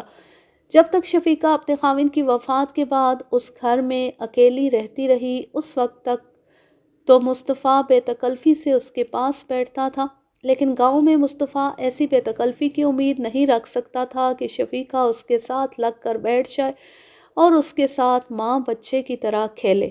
اس کی بجائے شفیقہ نے اسے یہ کہنا شروع کر دیا تھا کہ وہ کبھی کبھار مہمانوں کی طرح آیا کرے، شفیقہ کا باپ اور بھائی وغیرہ کوئی شک نہ کرے۔ پھر میں جاؤں کہاں؟ مصطفیٰ نے شفیقہ سے متعدد بار پوچھا تھا۔ اپنی بیوی کو گھر لے آؤ۔ شفیقہ نے اسے 3-4 مرتبہ کہا۔ وہ تمہیں دل سے چاہتی ہے اور تمہیں پیغام بھی بھیج چکی ہے اور اس کا پیغام مجھ تک بھی آ چکا ہے۔ یہ کیسا پیغام ہے؟ اس سے پہلے تو تم نے کسی ایسے پیغام کا ذکر نہیں کیا تھا۔ یہ بات کی باتیں، میں آپ کو یہ بھی سنا دیتی ہوں۔ شفیقہ نے ایک نئی بات مجھے سنائی جو مختصراً یوں تھی کہ مقدمے کا فیصلہ ہو گیا تو مصطفیٰ کی بیوی نے ایک عورت کی زبانی مصطفیٰ کو پیغام بھیجا کہ وہ مصطفیٰ کے پاس آنا چاہتی ہے۔ یہ تو بڑی عجیب بات تھی۔ مصطفیٰ کو تو اب یہ توقع تھی کہ اس کی بیوی اس سے طلاق مانگے گی، کیونکہ مصطفیٰ نے اس کے باپ کے خلاف گواہی دے کر اسے 2 سال سزائے قید دلائی تھی۔ پہلے تو اتنی سی بات تھی کہ مصطفیٰ اسے اپنے گھر نہیں لاتا تھا، مگر اب دشمنی پیدا ہو گئی تھی۔ یہ ہو ہی نہیں سکتا تھا کہ یہ لڑکی خود مصطفیٰ کے پاس آنے کی خواہش کرتی۔ اس نے پیغام بھیجا تو مصطفیٰ نے اسے کوئی چال سمجھا۔ اس نے شفیقہ کو بتایا تو اس نے بھی کہا کہ یہ لڑکی اپنے باپ کی قید کا انتقام لینا چاہتی ہے۔ میں نے جب یہ سنا تو مجھے بھی یہی خیال آیا کہ وہ اگر خود نہیں تو اپنی ماں یا اپنے بھائی کے کہنے پر مصطفیٰ کو پھانسنے کی ترکیب کر رہی ہے، اور وہ مصطفیٰ کے پاس آ گئی تو اسے دھوکے سے زہر دے دے گی یا اسے مارنے کا کوئی اور طریقہ اختیار کرے گی۔ لیکن یہ خیال میرے ذہن میں زیادہ دیر نہ رہا۔ زہر دینا یا کسی اور طریقے سے قتل کرانا یا خود کرنا اتنا آسان نہیں ہوتا۔ ان گھروں کی کوئی عورت اتنا خوفناک جرم نہیں کر سکتی تھی۔ پھر بھی میں اس لڑکی کے پیغام کے پیچھے جو نیت تھی اسے اچھا نہیں سمجھتا تھا۔ شفیقہ نے مجھے بیان دیتے ہوئے بتایا کہ مصطفیٰ نے پیغام کا جواب دیا کہ وہ طلاق لینا چاہتی ہے تو اسے مل سکتی ہے، لیکن ان کی زندگی کبھی اکٹھی نہیں گزر سکتی۔ 3-4 دنوں بعد مصطفیٰ کو پھر اپنی بیوی کا پیغام ملا کہ تم مجھے اپنے گھر لے جانے کے لیے نہ آؤ، میں خود تمہارے پاس آ جاؤں گی۔ لڑکی نے یہ بھی کہا تھا کہ مجھے ایک بار ملنے کا موقع دو، شفیقہ کے گھر آ جاؤ، میں بھی آ جاؤں گی۔ مصطفیٰ نے اب بھی اس سے ملنے سے انکار کر دیا۔ پھر یہ لڑکی شفیقہ کے پاس آ گئی۔ اس وقت اسے شک تھا کہ مصطفیٰ کو شفیقہ نے پھانس رکھا ہے۔ وہ شفیقہ کے آگے بہت روئی تھی اور اس سے مصطفیٰ کو اس طرح مانگا تھا جس طرح بھکاری بھیک مانگتے ہیں۔ بھائی جی، شفیقہ نے مجھے اب مصطفیٰ کی گمشدگی کے کیس میں بیان دیتے ہوئے کہا، یہ اس وقت کی بات ہے جب میرا خاوند مر گیا تھا اور میں اس کی محبت اور جدائی کی ماری اس کے گھر میں اکیلی پڑی تڑپ رہی تھی۔ جب یہ لڑکی میرے آگے رو رہی تھی تو مجھے ایسے لگتا تھا جیسے یہ میں ہوں جو خدا کے آگے رو رو کر فریاد کر رہی ہوں کہ خدا مجھے میرا خاوند واپس کر دے۔ اس لڑکی کے دل کی حالت کو اور اس کی فریادوں کو میرے سوا اور کوئی نہیں سمجھ سکتا تھا۔ میں نے اس کا شک رفع کیا، اسے وہی الفاظ کہے جو میں نے آپ سے کہے ہیں، اسے صاف لفظوں میں بتایا کہ مصطفیٰ میرا بھائی بھی ہے اور بیٹا بھی۔ یہ سن کر اس نے میرے آگے ہاتھ جوڑے، پھر میرے پاؤں چھو لیے۔ وہ مجھے کہتی تھی کہ تمہارے سوا مصطفیٰ کو مجھ سے اور کوئی نہیں ملوا سکتا۔ میں نے اسے بہت تسلیاں دیں اور کہا کہ میں خود مصطفیٰ کو کہتی رہتی ہوں کہ اپنا گھر برباد نہ کرے، اور اب بھی اسے کہوں گی۔ پہلے مجھے اس کی نیت پر کچھ شک تھا، لیکن اب اس لڑکی کی آہوزاری اور منت سماجت دیکھی تو میرا دل شک سے صاف ہو گیا۔ میں نے اس روز اس لڑکی کی طرح مصطفیٰ کے آگے رو رو کر کہا کہ وہ اسے گھر لے آئے، لیکن وہ کہتا تھا کہ اس کا دل جس چیز کو قبول ہی نہیں کرتا اسے وہ کس طرح گھر لے آئے۔ اس کے بعد میں اپنے گاؤں میں آ گئی تو یہاں بھی اس نے اسی عورت کو میرے پاس بھیجا کہ تم اب چلی گئی ہو تو کسی طرح مصطفیٰ کو منواؤ۔ یہ عورت وہی تھی جو مجھے دھوکے سے اس رات ساتھ لے گئی تھی کہ مصطفیٰ کو کچھ ہو گیا ہے اور مجھے اغوا کر لیا گیا تھا۔ میں نے اسے وہی جواب دیا جو پہلے دیتی رہی تھی۔ پھر مصطفیٰ گاؤں میں میرے پاس آیا تو اس نے بتایا کہ یہ عورت ایک بار پھر اس کی بیوی کا پیغام لائی ہے۔ اس نے کہلا بھیجا تھا کہ میرے دل میں اس کی کوئی ناراضگی نہیں کہ تم نے میرے باپ کے خلاف گواہی دی تھی۔ میں خود اپنے باپ کو اچھا نہیں سمجھتی کہ اس نے شفیقہ کو اغوا کرایا تھا۔ اگر شفیقہ وہاں سے نکل نہ آتی تو معلوم نہیں اس بیچاری کا کیا انجام ہوتا۔ ایک باپ ہی نہیں، میرا پورا خاندان تباہ ہو جائے تو بھی میں پرواہ نہیں کروں گی، بشرط یہ کہ تم مجھے مل جاؤ۔ یہ عورت بہت چالاک معلوم ہوتی ہے جو پیغام لاتی تھی۔ اس نے تمہیں اغوا کرایا تھا تو میں نے اسے ملزم بنانے کی بجائے گواہ بنا لیا تھا۔ مجھے اس پر رحم آ گیا تھا کہ غریب عورت ہے، یہی اس کا پیشہ ہے۔ بیچاری کا خاوند مر چکا ہے اور 2 بیٹیوں کا بوجھ اس کے سر پر ہے۔ اسے پیسے دے دو اور جو بھی کام کرانا چاہو وہ کر دیتی ہے۔ میں نے ایک کانسٹیبل کو بلایا اور اس عورت کا نام پتہ بتا کر کہا کہ اسے تھانے لے آئے۔ شفیقہ نے مجھے سنایا کہ یہ عورت ایک بار پھر مصطفیٰ کی بیوی کا پیغام لے کر اس کے گاؤں گئی۔ اس وقت اتفاق سے مصطفیٰ بھی شفیقہ کے پاس تھا۔ اب لڑکی نے یہ کہلا بھیجا تھا کہ میرے دل میں مصطفیٰ کی جو محبت ہے اس کا اندازہ کوئی نہیں لگا سکتا۔ اگر مصطفیٰ کچھ دن اور مجھے نہ ملا تو میں پاگل ہو جاؤں گی، اگر میرے ہوش ٹھکانے رہے تو میں خودکشی کر لوں گی۔ یہ پیغام محبت کی دیوانگی کا اظہار کرتا تھا۔ اس عورت نے مصطفیٰ کو اس کی بیوی کا ایک ایک لفظ سنایا اور اس کی حالت بھی سنائی۔ یہ سب اتنا دردناک تھا کہ سناتے سناتے اس عورت کے بھی آنسو نکل آئے۔ اس روز مصطفیٰ پر بھی کچھ اثر ہوا۔ مصطفیٰ کو چپ لگ گئی تھی۔ اس نے کسی حد تک اپنی بیوی کی محبت کو قبول کر لیا تھا۔ میں نے پیغام لانے والی عورت کو کچھ پیسے دیے اور اسے کھانا کھلا کر اور یہ تسلی دے کر بھیج دیا کہ پیغام کا جواب جلدی بھیجوں گی۔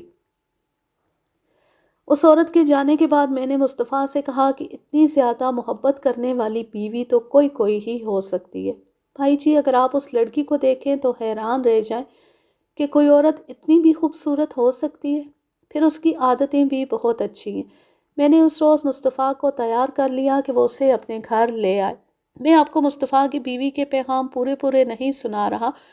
یہ جو لفظ محبت کی دیوانگی استعمال کر رہا ہوں یہ 100% صحیح ہے۔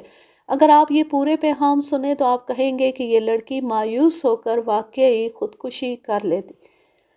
اس نے شفیقہ سے یہ بھی کہا تھا کہ وہ مصطفیٰ کو شفیقہ سے ملنے سے نہیں روکے گی۔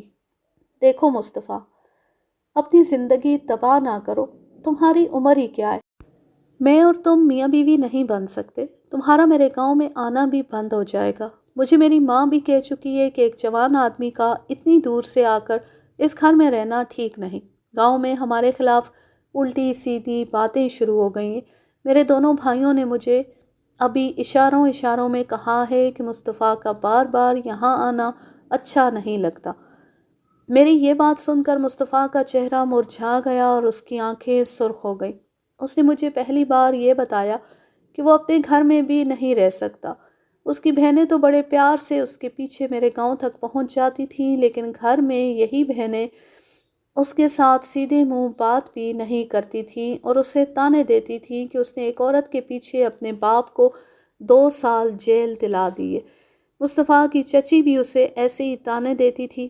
اپنے کسی بھی ماموں کے گھر یہ بیچارہ جاتا تھا تو وہاں بھی اسے یہی طعنے صاف لفظوں میں یا اشاروں میں سننے پڑتے تھے۔ ایک تو میری محبت تھی جس سے مجبور ہو کر وہ میرے پاس آ جاتا تھا، اور دوسرے یہ طعنے اور دھتکار تھی جو اسے اپنے گھر میں 2 منٹ بیٹھنے بھی نہیں دیتی تھی۔ اب اس نے میری زبان سے یہ سنا کہ میری ماں اور میرے بھائی مجھے کہہ رہے ہیں کہ مصطفیٰ کا آنا کم کرو، تو مصطفیٰ کا اتنا خوبصورت چہرہ بالکل ہی پھیکا پڑ گیا۔ اگر میرا بس چلتا تو میں اسے اپنے پاس ہی رکھتی، لیکن میری ماں نے اور میرے والد صاحب نے میری دوسری شادی کا سلسلہ شروع کر دیا تھا جو ابھی در پردہ تھا، لیکن مجھے اشارہ مل گیا تھا۔ شفیقہ کا بیان بہت ہی لمبا ہو گیا تھا۔ تھانے دار کی حیثیت سے تو مجھے چند ایک باتیں پوچھنی تھی، لیکن میں اپنی عادت کے مطابق لمبے چکر میں پڑ گیا۔ میں یہ سارا بیان آپ کو نہیں سنا رہا، مختصراً سناتا ہوں کہ شفیقہ کے سارے بیان کو سامنے رکھ کر اس نے مصطفیٰ کو درمیان میں رکھا تو اس کی صورت یہ بن گئی کہ اپنے گھر میں اس کے لیے صرف طعنے رہ گئے تھے۔ اس نے اپنے باپ اور سسر کے خلاف گواہی دے کر انہیں سزا دلوائی ہے۔ شفیقہ کے پاس آ کر اسے جو روحانی سکون ملتا تھا وہ ختم ہو رہا تھا۔ اس کے ساتھ ہی اس کی اپنی بیوی کے محبت کے پیغام بھی اس کے دل پر اثر کر گئے۔ شفیقہ نے مجھے خاص طور پر بتایا تھا کہ اب وہ یہ نہیں کہتا تھا کہ اپنی بیوی کو نہیں بسائے گا۔ میں نے جب اس ساری صورتحال کا جائزہ لیا تو مجھے محسوس ہونے لگا کہ ایسا تو نہیں کہ مصطفیٰ نے کہیں خودکشی کر لی ہو یا خود کہیں بھاگ گیا، لیکن شفیقہ سے میں نے جب کچھ اور باتیں پوچھی تو میرا شک بدل گیا۔ یہ اس طرح ہوا کہ شفیقہ کو ماں نے ایک آدمی کا نام لے کر بتایا کہ اس کی شادی طے ہو گئی ہے۔ شفیقہ کو ایسا ابال آیا کہ اس نے ماں سے کہہ دیا کہ وہ دوسری شادی نہیں کرے گی۔ ماں نے اس کے باپ کو بتایا۔ باپ نے شفیقہ کو بلا کر بہت ڈانٹا اور صاف لفظوں میں کہا کہ میں جانتا ہوں تم کیوں انکار کر رہی ہو۔ شفیقہ غصے میں تھی، اس نے باپ کو بھی کچھ سخت الفاظ کہہ ڈالے۔ بات بڑھ گئی تو شفیقہ نے غصے اور جذبات کی شدت میں یہاں تک کہہ دیا، ہاں میں اسی کی خاطر شادی نہیں کر رہی۔ بھائیوں کو پتہ چلا تو انہوں نے شفیقہ کو مارا پیٹا تو نہیں، لیکن اس کی بے عزتی بہت کی۔ شفیقہ نے انہیں بھی کچھ سخت باتیں کہہ دی۔ 2-3 روز بعد مصطفیٰ آ گیا۔ شفیقہ کا بڑا بھائی مصطفیٰ کو الگ لے گیا۔ کچھ دیر بعد مصطفیٰ شفیقہ کے پاس آیا اور اسے بتایا کہ اس کے بھائی نے اسے آنے سے منع کیا ہے اور اس نے شفیقہ کے بڑے بھائی کو کوئی ناروا باتیں کہہ دی ہیں، مثلاً یہ کہ اسے شفیقہ سے ملنے سے کوئی نہیں روک سکتا۔ میں نے ان کے پہلے مقدمے کے دوران شفیقہ کے باپ اور بھائیوں کو اچھی طرح دیکھا تھا، ان کے ساتھ باتیں بھی ہوئی تھیں۔ وہ معمولی سے لوگ نہیں تھے، اپنی ناک اور اپنی بات رکھنے والے لوگ تھے اور وہ ڈرنے والے بھی نہیں تھے۔ شفیقہ کو اغوا کرنے والوں کو سزا ہو گئی تو شفیقہ کے باپ نے مجھے کہا تھا کہ یہ خوش قسمت ہیں کہ جیل خانے میں جا رہے ہیں، انہیں سزا تو ہم نے دینی تھی۔ یہ تو جرأت اور روپے پیسے والے لوگ تھے، کوئی معمولی سی حیثیت کا باپ اور بھائی بھی یہ باتیں برداشت نہیں کر سکتے جو شفیقہ نے کہی تھی اور جو مصطفیٰ نے شفیقہ کے بھائیوں کو کہی تھی۔ اس سے میرا یہ شک پختہ ہو گیا کہ مصطفیٰ کو شفیقہ کے بھائیوں نے لاپتہ کر دیا ہے اور وہ زندہ نہیں ہوگا۔ جس طرح مصطفیٰ کے باپ اور سسر نے شفیقہ کو لاپتہ کیا تھا کہ وہ مصطفیٰ کی نظروں سے ہٹ جائے، اسی طرح ان لوگوں نے مصطفیٰ کو شفیقہ کی زندگی سے نکال دیا ہے۔ میں نے اس شک کے تحت شفیقہ سے کچھ سوال پوچھے کہ مصطفیٰ کو اس کے بھائیوں نے اغوا کرایا ہے۔ مجھے توقع تو یہ تھی کہ شفیقہ اپنے باپ اور بھائیوں کو بچانے کے لیے مجھے گمراہ کرے گی، لیکن اس نے ایسا نہ کیا۔ میں جو پوچھتا گیا وہ بتاتی گئی۔ اس کے سچ بولنے کی ایک وجہ تو یہ تھی کہ اس نے مجھے اپنا ہمدرد سمجھ کر اپنے اوپر غالب کر لیا تھا۔ دوسری وجہ اس کی سادگی تھی، وہ چالاک نہیں تھی، اور تیسری وجہ یہ تھی کہ اسے اپنے بھائیوں پر غصہ تھا جو اس کی شادی زبردستی کر رہے تھے اور مصطفیٰ کو اس کے پاس آنے سے روک رہے تھے۔ اس سے یہ بھی اندازہ ہوتا تھا کہ شفیقہ کے دل میں مصطفیٰ کی محبت کتنی زیادہ تھی۔ میرے سوالوں کے جواب میں شفیقہ نے جو کچھ کہا وہ مختصراً یوں تھا کہ شفیقہ کے بھائیوں اور مصطفیٰ کے درمیان زبانی جھڑپ ہو گئی تو بھائیوں نے مصطفیٰ سے کہا کہ وہ فوراً اس گھر سے نکل جائے اور وہ دونوں باہر چلے گئے۔ مصطفیٰ ان کے جانے کے بعد شفیقہ کے گھر سے نکلا۔ میرے پوچھنے پر شفیقہ نے بتایا کہ اس کے بھائی رات کو واپس آئے تھے۔ میرے حساب کے مطابق وہ 4-5 گھنٹے گھر سے غیر حاضر رہے تھے۔ وہ جب واپس آئے تو شفیقہ کے ساتھ انہوں نے کوئی بات نہ کی۔ وہ دونوں اپنے باپ کے پاس جا کر بیٹھ گئے اور اس کے ساتھ سرگوشیوں میں باتیں کرتے رہے۔ کیا تمہیں کچھ شک نہیں ہوا؟ ہوا تھا۔ وہ بڑے غصے میں باہر گئے تھے۔ اس کے تھوڑی دیر بعد مصطفیٰ جانے لگا تو میرے دل میں آئی کہ اسے نہ جانے دوں، کیونکہ میرے بھائی آگے چلے گئے تھے۔ میں نے اسے اس وجہ سے نہ روکا کہ وہ یہاں رہا تو میرے بھائی آ کر اسے مارنا پیٹنا شروع کر دیں گے۔ اب تمہارا کیا خیال ہے؟ کیا تمہیں یہ شک نہیں ہو رہا کہ مصطفیٰ کو تمہارے بھائیوں نے ادھر ادھر کر دیا ہے؟ اب تو مجھے پکا شک ہے کہ انہوں نے مصطفیٰ کو بالکل ہی لاپتہ کر دیا ہے۔ میں نے شفیقہ کے ساتھ اس کے بھائیوں کی گرفتاری اور سزا وغیرہ کے متعلق باتیں کی تو میں نے دیکھا کہ اسے ذرا سا بھی افسوس نہیں تھا کہ اس کے بھائی گرفتار ہو جائیں گے یا سزا پا جائیں گے۔ ایک اور بات آپ کو بتا دوں، 1-2 دنوں بعد بھائیوں نے مجھے کہا تھا کہ ان کے اور مصطفیٰ کے درمیان جو باتیں ہوئی تھیں ان کا ذکر کسی کے ساتھ نہ کروں۔ شفیقہ کی ہر ایک بات میرے شک کو پکا کر رہی تھی۔ میں نے اسے باہر بیٹھنے کو کہا اور اس کے باپ کو بلایا۔ دیکھو جناب، نہ خود لمبے چکروں میں پڑو نہ مجھے چکروں میں ڈالو۔ آپ صرف یہ کام کریں کہ لڑکے کو خود ہی تھانے میں پیش کر دیں۔ کس لڑکے کو جناب؟ میں نے اس کی آنکھوں میں آنکھیں ڈال کر دیکھا اور 1-2 منٹ دیکھتا رہا۔ اس نے میری آنکھوں کا سامنا کرنے کی ہمت نہ کی۔ کبھی نظریں نیچی کر لیتا، کبھی دائیں بائیں دیکھتا اور کبھی میرے منہ کی طرف دیکھنے لگتا۔ میری یہ خاموشی اسے پریشان کر رہی تھی۔ آپ شاید اس شہری لڑکے کی بات کر رہے ہیں جو ہمارے گھر میں آیا کرتا تھا۔ وہ تو ہمارے گھر سے چلا گیا تھا۔ غور کریں، اس نے یہ نہیں کہا کہ وہ لڑکا جو اس کے گھر آیا کرتا ہے، بلکہ یہ کہا کہ وہ آیا کرتا تھا۔ اس سے میں اس کے سوا اور کیا سمجھ سکتا تھا کہ مصطفیٰ اب زندہ نہیں؟ آپ پہلے ہی جانتے تھے کہ میں کس لڑکے کی بات کر رہا ہوں۔ اب آپ مجھ سے پوچھ رہے ہیں کہ میں نے کس کا ذکر کیا ہے۔ میں آپ سے یہ کہنا چاہتا ہوں کہ لڑکے کو تھانے میں پیش کر دیں۔ اس سے آپ کی بچت ہو جائے گی۔ اگر میں نے اسے یا اس کی لاش کو برآمد کیا تو پھر پھانسی کے تختے تک پہنچاؤں گا۔ میں لڑکا کہاں سے لاؤں جناب؟ اس نے پریشان سے لہجے میں پوچھا۔ پھر اپنے بیٹوں سے کہو کہ لڑکا برآمد کرا دیں۔ میں آپ کو کھلی چھٹی دیتا ہوں، آپ لڑکے کو خود لے آئیں۔ میں یا تھانے کا کوئی اور آدمی آپ کے ساتھ نہیں ہوگا۔ مجھے ذرا سوچ کر جواب دیں، میں آپ کو زیادہ مہلت نہیں دوں گا۔ لڑکے کے متعلق مجھے کچھ پتہ نہیں جناب۔ پھر اس کی لاش برآمد کرا دو۔ جب تک لڑکا زندہ یا مردہ برآمد نہیں ہوتا، آپ تھانے سے باہر قدم نہیں رکھ سکتے۔ میں آپ کو یہاں سے نکلنے نہیں دوں گا۔ کہاں سے برآمد کراؤں جناب؟ میں نے اسے کہاں رکھا ہوا ہے؟ اپنے بیٹوں سے کہو۔ کسی کا بیٹا غائب کر کے یہ نہ سمجھو کہ تم اپنے بیٹوں کو گھر لے جاؤ گے۔ وہ ایک ہی سانس میں بہت سی قسمیں کھا گیا، لیکن میں قسموں کا اعتبار نہیں کر سکتا تھا۔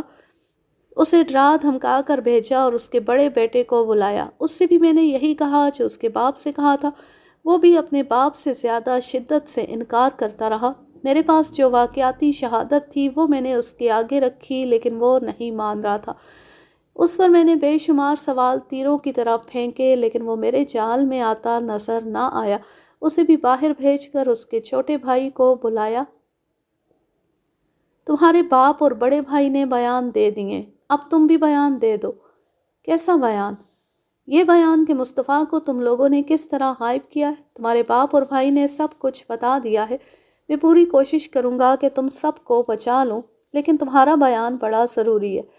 میں اتنا ہی جانتا ہوں کہ مصطفیٰ ہمارے گھر ہماری بہن سے ملنے آیا کرتا تھا۔ آپ خود سمجھ سکتے ہیں کہ جوان عورت کے پاس کسی جوان غیر مرد کا آنا اور اس کے پاس بیٹھنا ٹھیک نہیں ہوتا۔ ہم پہلے تو برداشت کرتے رہے، لیکن لوگوں کی باتیں سنی تو ہم نے اپنی بہن سے کہا کہ وہ اس لڑکے کو یہاں آنے سے روک دے۔ ہماری یہ بات بہن کو بری لگی۔ ہم نے مصطفیٰ سے کہا تو مصطفیٰ نے ہم پر دھونس جمانے کی کوشش کی۔ ہم نے اسے کہا کہ وہ فوراً ہمارے گھر سے نکل جائے۔ پھر ہم باہر چلے گئے۔ واپس آئے تو وہ جا چکا تھا۔ ہمارا مطلب پورا ہو گیا۔ ہم سے تمہارا مطلب کیا ہے؟ اس ہم میں کون کون شامل تھا؟ ایک تو تم دونوں بھائی تھے، کوئی اور بھی تھا؟ نہیں جناب، ہم دونوں ہی تھے۔ تم دونوں کتنی دیر بعد واپس آئے تھے؟ جلدی آ گئے تھے۔ اب تم نے جھوٹ بولنا شروع کر دیا ہے۔ تم نے میری بات اچھی طرح نہیں سنی۔ تمہارا باپ اور بھائی صحیح بات بتا گئے ہیں۔ تم 3-4 گھنٹے بعد واپس آئے تھے، اب بتاؤ کیا کہتے ہو؟ ہاں جناب، ہم 3-4 گھنٹے بعد واپس آئے تھے۔ کہاں گئے تھے؟ اس نے ایک گاؤں کا نام لے کر بتایا کہ وہ دونوں وہاں ایک بھینس کا سودا کرنے گئے تھے۔ میں نے اس سے اس آدمی کا نام معلوم کر لیا اور باہر جا کر ایک کانسٹیبل سے کہا کہ وہ سائیکل لے کر اس گاؤں جائے اور اس آدمی کو تھانے لے آئے جس سے یہ بھینس کا سودا کرنے گئے تھے۔ پھر میں اندر آ کر بیٹھ گیا۔ میں تمہیں ایک بات سمجھا دیتا ہوں، تم اپنے باپ اور بڑے بھائی کو بھی پھنسا رہے ہو۔ پھر مجھے یہ بتا دیں کہ انہوں نے کیا بیان دیے، پھر مجھ سے بھی ویسا ہی بیان لے لے۔ میں نے اس نوجوان کو بہت دھمکیاں دیں، لالچ بھی دیے اور ہر طریقہ آزمایا، لیکن وہ انکار ہی کرتا رہا۔ میں نے ابو ذر کو بھی بلا رکھا تھا، سوچا کہ اس سے بھی 2 باتیں کر لوں۔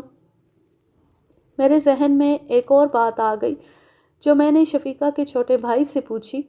کیا شفیقہ کی شادی کی بات پکی ہو گئی ہے؟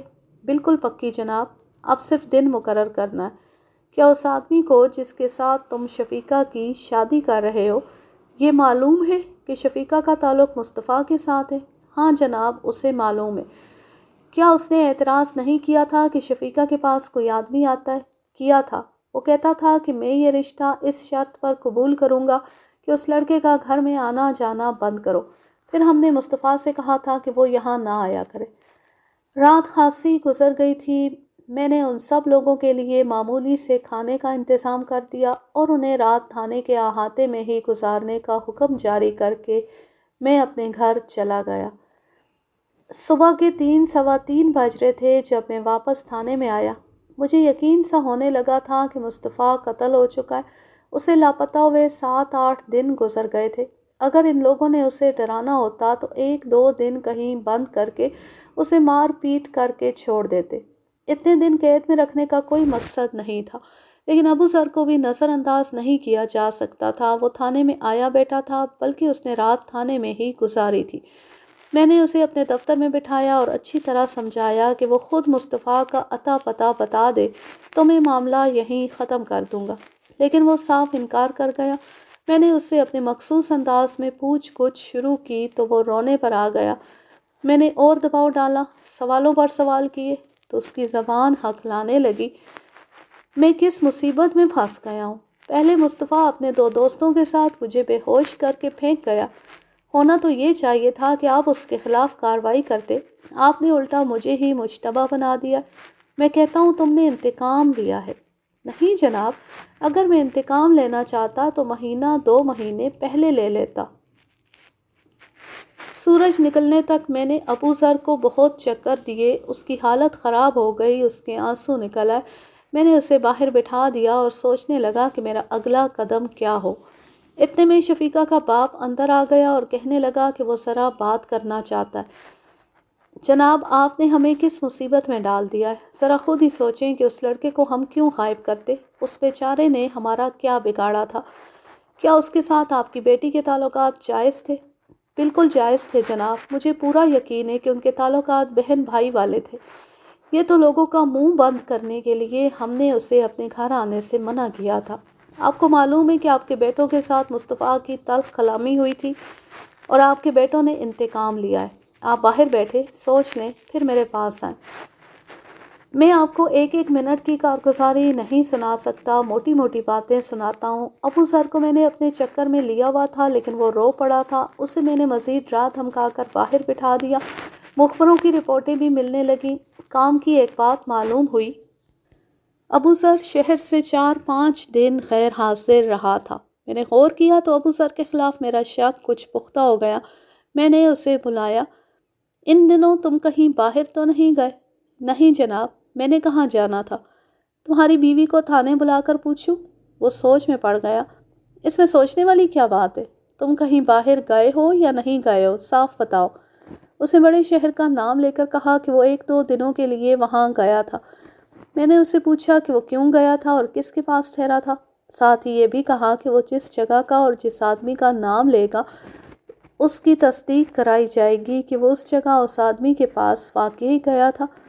جناب، آپ کو کسی نے بتایا ہے کہ میں فلاں دن شہر میں نہیں تھا؟ میں بھی یہی کہہ رہا ہوں کہ میں شہر میں نہیں تھا، پھر جھگڑا کیا رہ جاتا ہے؟ میں کہہ رہا ہوں میں نے انتقام لینا ہوتا تو پہلے لے لیتا۔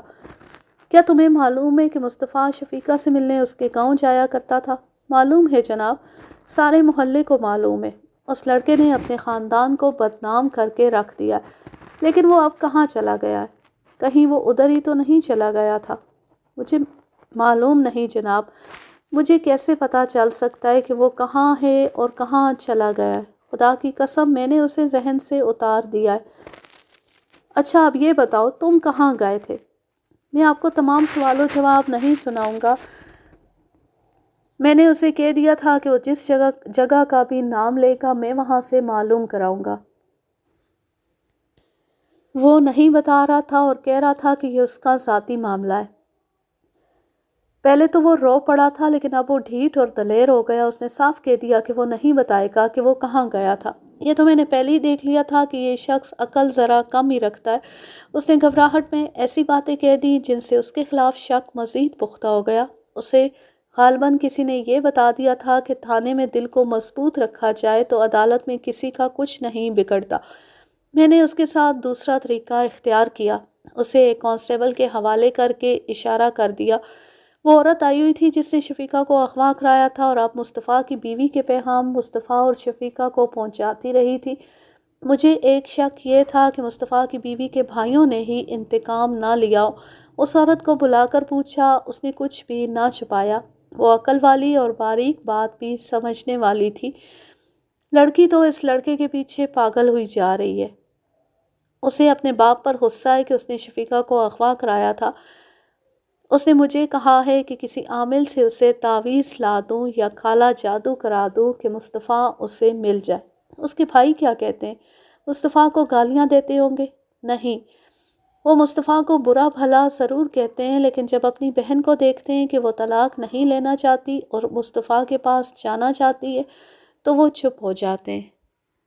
میں آپ کو یہ بتا دوں کہ اس لڑکی کو مصطفیٰ نے نہ بسایا تو وہ کچھ کھا کر مر جائے گی۔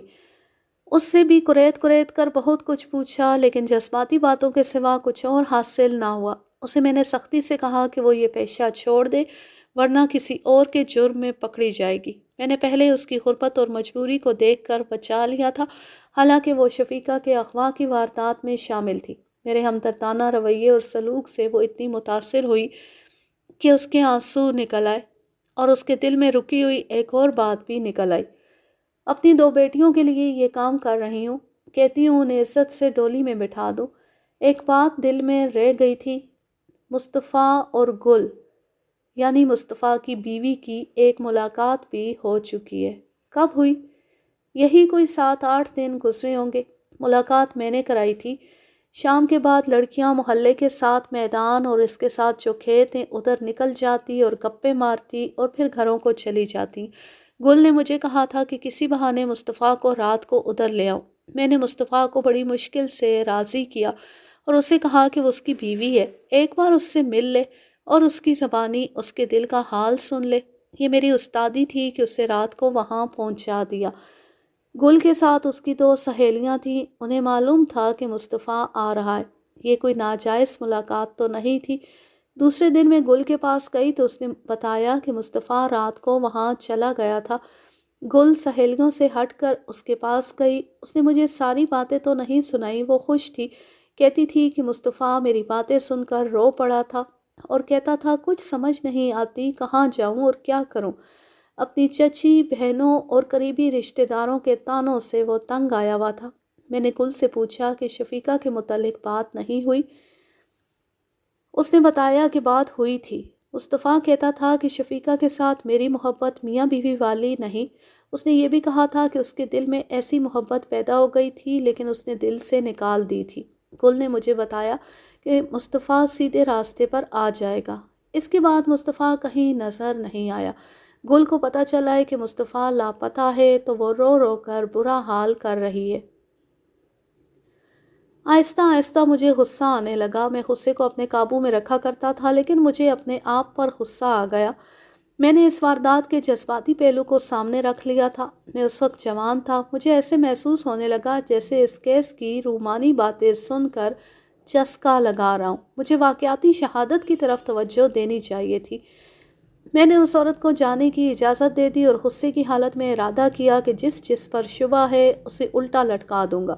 مجھے یہ خیال بھی آیا کہ مصطفیٰ قتل ہو گیا ہوتا یا اس نے کہیں خودکشی کر لی ہوتی تو کہیں نہ کہیں سے اس کی لاش کی اطلاع آ جاتی۔ اگر قاتلوں نے اسے دفن کر دیا تھا تو پھر لاش کا کسی اور ذریعے سے ملنا ممکن نہیں تھا۔ میں نے ابو ذر کو جس ہیڈ کانسٹیبل کے حوالے کیا تھا وہ آیا، کہنے لگا کہ ابو ذر بولنے پر آمادہ ہو گیا۔ میں جانتا تھا کہ ہیڈ کانسٹیبل نے ابو ذر کو بولنے پر کس طرح آمادہ کیا ہے۔ ابو ذر جب میرے دفتر کے دروازے میں داخل ہوا تو ایسے لگتا تھا جیسے 50 میل پیدل سفر کر کے آیا ہو۔ اس کے چہرے کا رنگ اڑا ہوا تھا۔ دروازے سے میری میز تک 4 یا 5 قدم کا فاصلہ تھا جو اس نے اس طرح طے کیا جیسے میری میز تک زندہ نہیں پہنچے گا۔ میں نے اسے پانی پلایا اور کرسی پر بٹھایا۔ کہو کیا کہتے ہو؟ ملک صاحب بڑا افسوس ہے، آپ نے بہت زیادتی کی ہے۔ بہت نہیں یار، یہ تو پوری دیگ میں سے ابھی تمہیں 2-3 چاول چکھائے ہیں۔ تم نے اسی کو بہت کہہ دیا ہے۔ تمہاری عزت تمہارے اپنے ہاتھ میں ہے۔ اگر اب بھی مجھے چکر دو گے تو پھر اسی دیگ کے پاس بٹھا دوں گا، تھوڑے اور چاول کھا لینا۔ مجھے صرف یہ بتاؤ کہ تم کہاں چلے گئے تھے؟ اگر جرم کا اقبال کر لو گے تو فائدہ مجھ سے اٹھاؤ گے۔ میں نے کوئی جرم نہیں کیا جناب۔ میں آپ کو اس لیے نہیں بتا رہا تھا کہ میں کہاں گیا تھا کہ میں بڑی غلط جگہ چلا گیا تھا۔ میں شہر عیاشی کی خاطر گیا تھا، ایک ہوٹل میں ٹھہرا تھا، ایک طوائف پسند آ گئی تھی، میں 3 راتیں اس کے ہاں جاتا رہا۔ یہ بتاتے ہوئے تمہیں شرم کیوں آ رہی تھی؟ تم کہاں کے پیش امام ہو؟ سیدھا کہتے کہ میں یہاں بھی جھک مارتا رہا ہوں اور وہاں دوسری قسم کی جھک مارنے گیا تھا۔ اس نے سر جھکا لیا۔ میں نے تصدیق کرانی تھی۔ اکثر وارداتوں میں ملزم جائے وقوع سے غیر حاضری کو ثبوت بنانے کے لیے یہی کہتے ہیں کہ وہ فلاں جگہ طوائف بازی کے لیے چلے گئے تھے۔ میرے ساتھ پہلے یہ ہو چکا تھا۔ بعض پیشہ ور مجرم کسی طوائف کو پہلے ہی پیسے دے دیتے تھے کہ پولیس تفتیش کے لیے آئے تو وہ کہہ دے کہ یہ شخص شام سے صبح تک میرے کوٹھے پر رہا ہے۔ ابو ذر چونکہ کم عقل والا آدمی تھا اس لیے اس نے یہ بھی کہہ دیا تھا کہ وہ ہوٹل میں رہا ہے۔ کوئی ہوٹل والا ایسا خطرہ اپنے سر نہیں لیتا کہ کسی مشتبہ کے متعلق جھوٹ بول دے کہ وہ اس کے ہوٹل میں رہا ہے۔ میں نے اسی ہیڈ کانسٹیبل کو بلا کر کہا کہ وہ ابو ذر کے ساتھ بس یا ریل گاڑی سے اس شہر جائے اور متعلقہ ہوٹل اور طوائف سے اس کے بیان کی تصدیق کرے۔ میں نے شفیقہ کے باپ اور دونوں بھائیوں کو اکٹھے بلایا اور انہیں کہا کہ وہ سیدھی بات پر آ جائیں ورنہ میں دوسرا طریقہ اختیار کروں گا۔ میں تم تینوں کو اکٹھا بٹھا دیتا ہوں، حالانکہ یہ طریقہ غلط ہے۔ مشتبہوں کو اکٹھا نہیں بٹھایا جاتا۔ میں تمہیں آپس میں مشورہ کرنے کا موقع دیتا ہوں۔ تینوں نے اکٹھی بولنا شروع کر دیا۔ میں نے انہیں خاموش کرایا اور کہا کہ وہ باہر جا کر بیٹھیں اور سوچیں۔ میں نے انہیں یہ بھی بتا دیا کہ جب تک وہ میرا اطمینان نہیں کر سکتے تھانے سے باہر نہیں جائیں گے۔ میری بیٹی کو بھی آپ بٹھائے رکھیں گے؟ شفیقہ کے باپ نے پوچھا۔ یہ تو مجھے یقین تھا کہ شفیقہ مصطفیٰ کو غائب کرنے میں شامل نہیں، اسے تو میں نے گواہ کے طور پر روکا ہوا تھا۔ ان لوگوں کے کچھ رشتہ دار بھی آئے ہوئے تھے۔ میں نے شفیقہ کو بلا کر کہا کہ وہ اپنے رشتہ داروں کے پاس چلی جائے اور جب وہ اپنے گاؤں جائیں تو ان کے ساتھ چلی جائے۔ میں نے دیکھ لیا تھا کہ یہ کیس لٹک گیا ہے، کیس کی نوعیت ہی ایسی تھی۔ دوسرے کیس بھی تھانے میں زیر تفتیش تھے، میں ادھر مصروف ہو گیا۔ اگلے روز شام کے وقت ہیڈ کانسٹیبل ابو ذر کو سیدھا میرے پاس لے آیا اور اپنی جیب سے 10-10 روپے کے 10 نوٹ نکال کر میرے آگے رکھ دیے۔ یہ کیا ہے؟ یہ ابو ذر صاحب سے پوچھے۔ یہ مجھے شہر لے گیا، ایک ہوٹل میں مجھے خوب کھلایا پلایا اور کہنے لگا کہ یہیں سے واپس چلے چلو اور تھانے میں رپورٹ دینا کہ تم نے ہوٹل والے سے اور ایک طوائف سے تصدیق کر لیے کہ میں اس ہوٹل میں ٹھہرا تھا اور اس طوائف کے پاس جاتا رہا ہوں۔ میں نے کہا کہ چلو سودا طے ہو گیا۔ میں آپ کو بتاتا چلوں کہ اس وقت کا 100 روپیہ آج کل کے 2000 روپے کے برابر تھا۔ دوسری بات یہ کہ اس وقت رشوت تو چلتی تھی لیکن ایسے نہیں کہ اتنی سنگین واردات میں پولیس کو خرید لیا جاتا۔ ایک ہیڈ کانسٹیبل نے اتنی زیادہ رقم ٹھکرا دی تھی۔ میں نے ابو ذر کو دیکھا، اس کا چہرہ لاش کی طرح سفید ہو گیا تھا۔ ملک صاحب، اس نے میرے ساتھ کل یہیں سودا طے کر لیا تھا، کل ہی بتا دیتے۔ بھولے ملک صاحب، میں کل ہی بتا دیتا تو یہ کہتا کہ یہ حوالدار جھوٹ بول رہا ہے، اس کے پاس پیسے بھی نہیں تھے، یہ کہتا تھا کہ پہلے شہر تک چلو تاکہ شک نہ ہو، پھر آ کر رپورٹ دو اور رقم مجھ سے لے لو۔ میں نے اسے بڑی مشکل سے منایا کہ رقم شہر سے واپسی پر راستے میں دے دینا۔ ہم تھانے سے نکلے تو یہ مجھے اپنے گھر لے گیا، وہاں سے یہ پیسے لایا جو اس نے مجھے دکھائے، اور ہم دونوں لاری سے شہر چلے گئے اور ہوٹل سے کھانا کھا پی کر آ گئے۔ اسے حوالات میں بند کر دو، میں نے ہیڈ کانسٹیبل سے کہا۔ رات 2-2:30 بجے اس کی اسی طرح خاطر تواضع کرنا جس طرح اس نے ہوٹل میں لے جا کر تمہاری کی تھی۔ میں صبح تک اس شخص کو ہوش میں نہیں دیکھنا چاہتا۔ 10-10 کے نوٹ میری میز پر پڑے تھے۔ ابو ذر نے سوچا کہ اس کا کام تو ہوا نہیں، پھر وہ اپنی رقم ضائع کیوں کرے۔ اس نے نوٹ اٹھانے کے لیے ہاتھ آگے کیا۔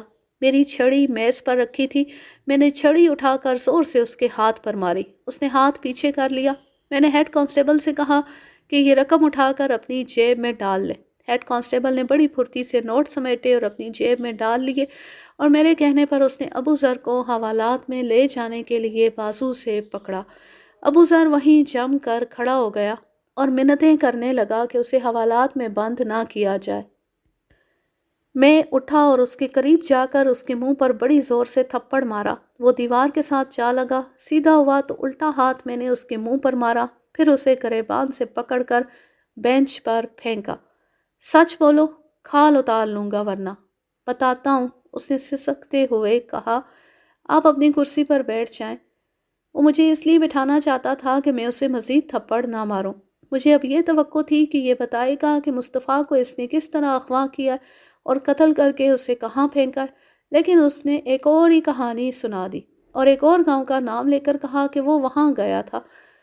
دراصل میں اس بات پر پردہ ڈالنا چاہتا تھا کیونکہ یہ بھی ایک جرم تھا اور میں ڈرتا تھا کہ آپ مجھے اس جرم میں نہ پکڑ لیں۔ میرے ایک دوست نے جو ساتھ والے گاؤں میں رہتا ہے ایک جوان عورت کو اغوا کیا تھا۔ دراصل اغوا نہیں کیا تھا، وہ عورت اس کے ساتھ خود جانا چاہتی تھی، وہ اپنے خاوند کے ساتھ خوش نہیں تھی۔ تمہاری طرح بدمعاش ہوگی۔ ہاں حضور، اس کے منہ سے جیسے بے اختیار نکل گیا۔ وہ شریف عورت نہیں، ایک خاوند کے ساتھ وہ خوش رہ ہی نہیں سکتی۔ اس کا یارانہ میرے دوست کے ساتھ تھا، وہ اسے ساتھ لے گیا اور ایک اور گاؤں میں لے جا کر اپنے ایک دوست کے گھر رکھا۔ یہ آدمی جو عورت کو لے گیا تھا میرے پاس آیا اور اس نے شکایت کی کہ وہ اس عورت کو لینے گیا تو اس کے دوست نے اسے اپنے گھر میں بھی داخل نہ ہونے دیا اور کہا کہ اس کے پاس کوئی عورت نہیں۔ میرا دوست مجھے اپنے ساتھ لے کر گیا کہ چل کر تصفیہ کراؤ اور عورت مجھے واپس دلاؤ۔ اس آدمی کو میں بھی جانتا تھا، میں اپنے دوست کے ساتھ چلا گیا۔ 3 دن وہیں لگ گئے۔ دراصل اس عورت کو وہ آدمی زیادہ اچھا لگا تھا جس کے پاس اسے میرا دوست چھوڑ آیا تھا۔ عورت نے میرے دوست کے ساتھ آنے سے انکار کر دیا۔ میرے دوست نے یہ جھگڑا کھڑا کر دیا کہ وہ آدمی اس عورت کی قیمت دے دے۔ ابو ذر، تم بھی یہی کام شروع کر دو۔ کون سا جناب؟ عورتوں کی دلالی۔ عیش موج بھی کرو اور پیسہ بھی کماؤ۔ چلو مان لیا کہ تم اس عورت کی دلالی کے لیے گئے تھے۔ میں یہ پوچھ رہا ہوں کہ تمہاری ماں کا قسم مصطفیٰ کہاں ہے؟ یہ تو میں تصدیق کراؤں گا ہی کہ تم اس عورت کے چکر میں وہاں گئے تھے یا نہیں۔ میں آپ کو کس طرح یقین دلاؤں ملک صاحب؟ میں نے سچ بتا دیا ہے کہ میں کہاں چلا گیا تھا۔ یہ تو مجھے کل پرسوں پتہ چلا ہے کہ مصطفیٰ لاپتہ ہے۔ میرا خیال ہے کہ 1.5-2 گھنٹے بعد تم یہ بھی بتا دو گے کہ لڑکا کہاں ہے۔ ہیڈ کانسٹیبل پاس ہی کھڑا تھا۔ میں نے اسے کہا کہ اسے حوالات میں بند کر دے۔ ابو ذر نے واویلا بپا کر دیا۔ اس کا واویلا حوالات کے اندر جا کر ختم ہوا۔ میں نے 2 دن اور پوچھ گچھ میں گزار دیے، تھانے کے دوسرے کام بھی کرتا رہا۔ اگلے روز دلی کے ایک تھانے کی چٹھی آ گئی جو وہاں کے اور میرے ہیڈ کوارٹر سے ہوتی ہوئی مجھ تک پہنچی تھی۔ تھانوں میں ایسی چٹھیاں آتی رہتی ہیں، کہیں کا ملزم کہیں پکڑا جاتا ہے اور چٹھیاں آنے جانے لگتی ہیں۔ میں ایسے بھی معمول کی ایک چٹھی سمجھا، لیکن جس سے متعلق تھی اس کا نام پڑھا تو میں یوں کرسی پر اچھلا جیسے کسی نے نیچے سے مجھے پن چبو دی ہو۔ نام مصطفیٰ تھا۔ چٹھی میں لکھا تھا کہ مصطفیٰ ولد فلاں، ذات فلاں، سکنہ وغیرہ فلاں اس تھانے کے علاقے میں چوری کے الزام میں پکڑا گیا ہے، اور اس نے ایسا بیان دیا تھا کہ وہاں کے تھانے دار کو چٹھی لکھنی پڑی۔ وہ تصدیق چاہتا تھا کہ ملزم اسی جگہ کا رہنے والا ہے جو اس نے لکھوائی ہے، اور مجھ سے پوچھا گیا تھا کہ یہ ملزم عادی جرائم پیشہ اور سزا یافتہ تو نہیں۔ میں نے اسی وقت اپنے ڈی ایس پی کو بذریعہ ٹیلی فون بتایا کہ جو چٹھی اس نے میری طرف بھجوائی ہے یہ اسی مصطفیٰ کے متعلق ہے جس کی گمشدگی کا کیس میرے پاس زیر تفتیش ہے۔ ڈی ایس پی نے حکم دیا کہ میں اپنے اے ایس آئی کو اس کے پاس بھیج دوں۔ میں نے اے ایس آئی کو ایک کانسٹیبل دے کر بھیج دیا۔ یہ پولیس کے ضابطے کی دفتری کارروائیاں تھیں۔ میں نے مصطفیٰ کے چچا کو بتایا کہ مصطفیٰ دلی کے فلاں تھانے کی حوالات میں زندہ سلامت موجود ہے۔ میں نے اسے دلی بھیجنا تھا کہ وہ اپنے بھتیجے کو شناخت کر کے مجھے بیان دے دے کہ اس کا بھتیجا مل گیا ہے، لیکن میرا کام یہیں پر ختم نہیں ہو گیا تھا۔ مصطفیٰ کا بیان لینا لازمی تھا کہ وہ دلی کس طرح جا پہنچا۔ کیا اسے کسی نے اغوا کر کے وہاں پہنچا دیا تھا یا وہ خود گیا تھا؟ اے ایس آئی کو حکم ملا کہ دلی جا کر مصطفیٰ سے بیان لے اور اس کی گمشدگی کی رپورٹ دینے والے یعنی اس کے چچا کو شناخت کے لیے ساتھ لے جائے۔ اے ایس آئی، ایک کانسٹیبل اور مصطفیٰ کا چچا اسی روز روانہ ہو گئے۔ دلی دور تھی، ان لوگوں نے کم از کم 4 روز بعد واپس آنا تھا۔ میں نے ان تمام افراد کو جنہیں میں نے مشتبہ بٹھا رکھا تھا یہ کہہ کر چھوڑ دیا کہ وہ گھروں میں موجود رہے اور طلبی پر فوراً تھانے آ جائے۔ ابو ذر کو بھی حوالات سے نکال کر گھر بھیج دیا۔ چوتھے دن اے ایس آئی آ گیا۔ میں اس انتظار میں تھا کہ وہ مصطفیٰ کا بیان لے کر آئے گا، لیکن وہ مصطفیٰ کو ساتھ لے آیا۔ میں نے پہلے تو مصطفیٰ کو پہچانا ہی نہیں۔ اسے لاپتہ ہوئے 17-18 دن ہو گئے تھے۔ اس کے کپڑے مٹی جیسے تھے، سر کے بال بکھرے ہوئے اور جڑے ہوئے تھے، اس کی داڑھی بڑھ آئی تھی، چہرہ میلا اور مرجھایا ہوا تھا۔ وہ کوئی نیم پاگل یا بھکاری یا چھوٹے چھوٹے جرائم کرنے والا لگتا تھا۔ میں نے جب اس کے ساتھ بات کی تو اس کے منہ سے بات بھی نہیں نکلتی تھی۔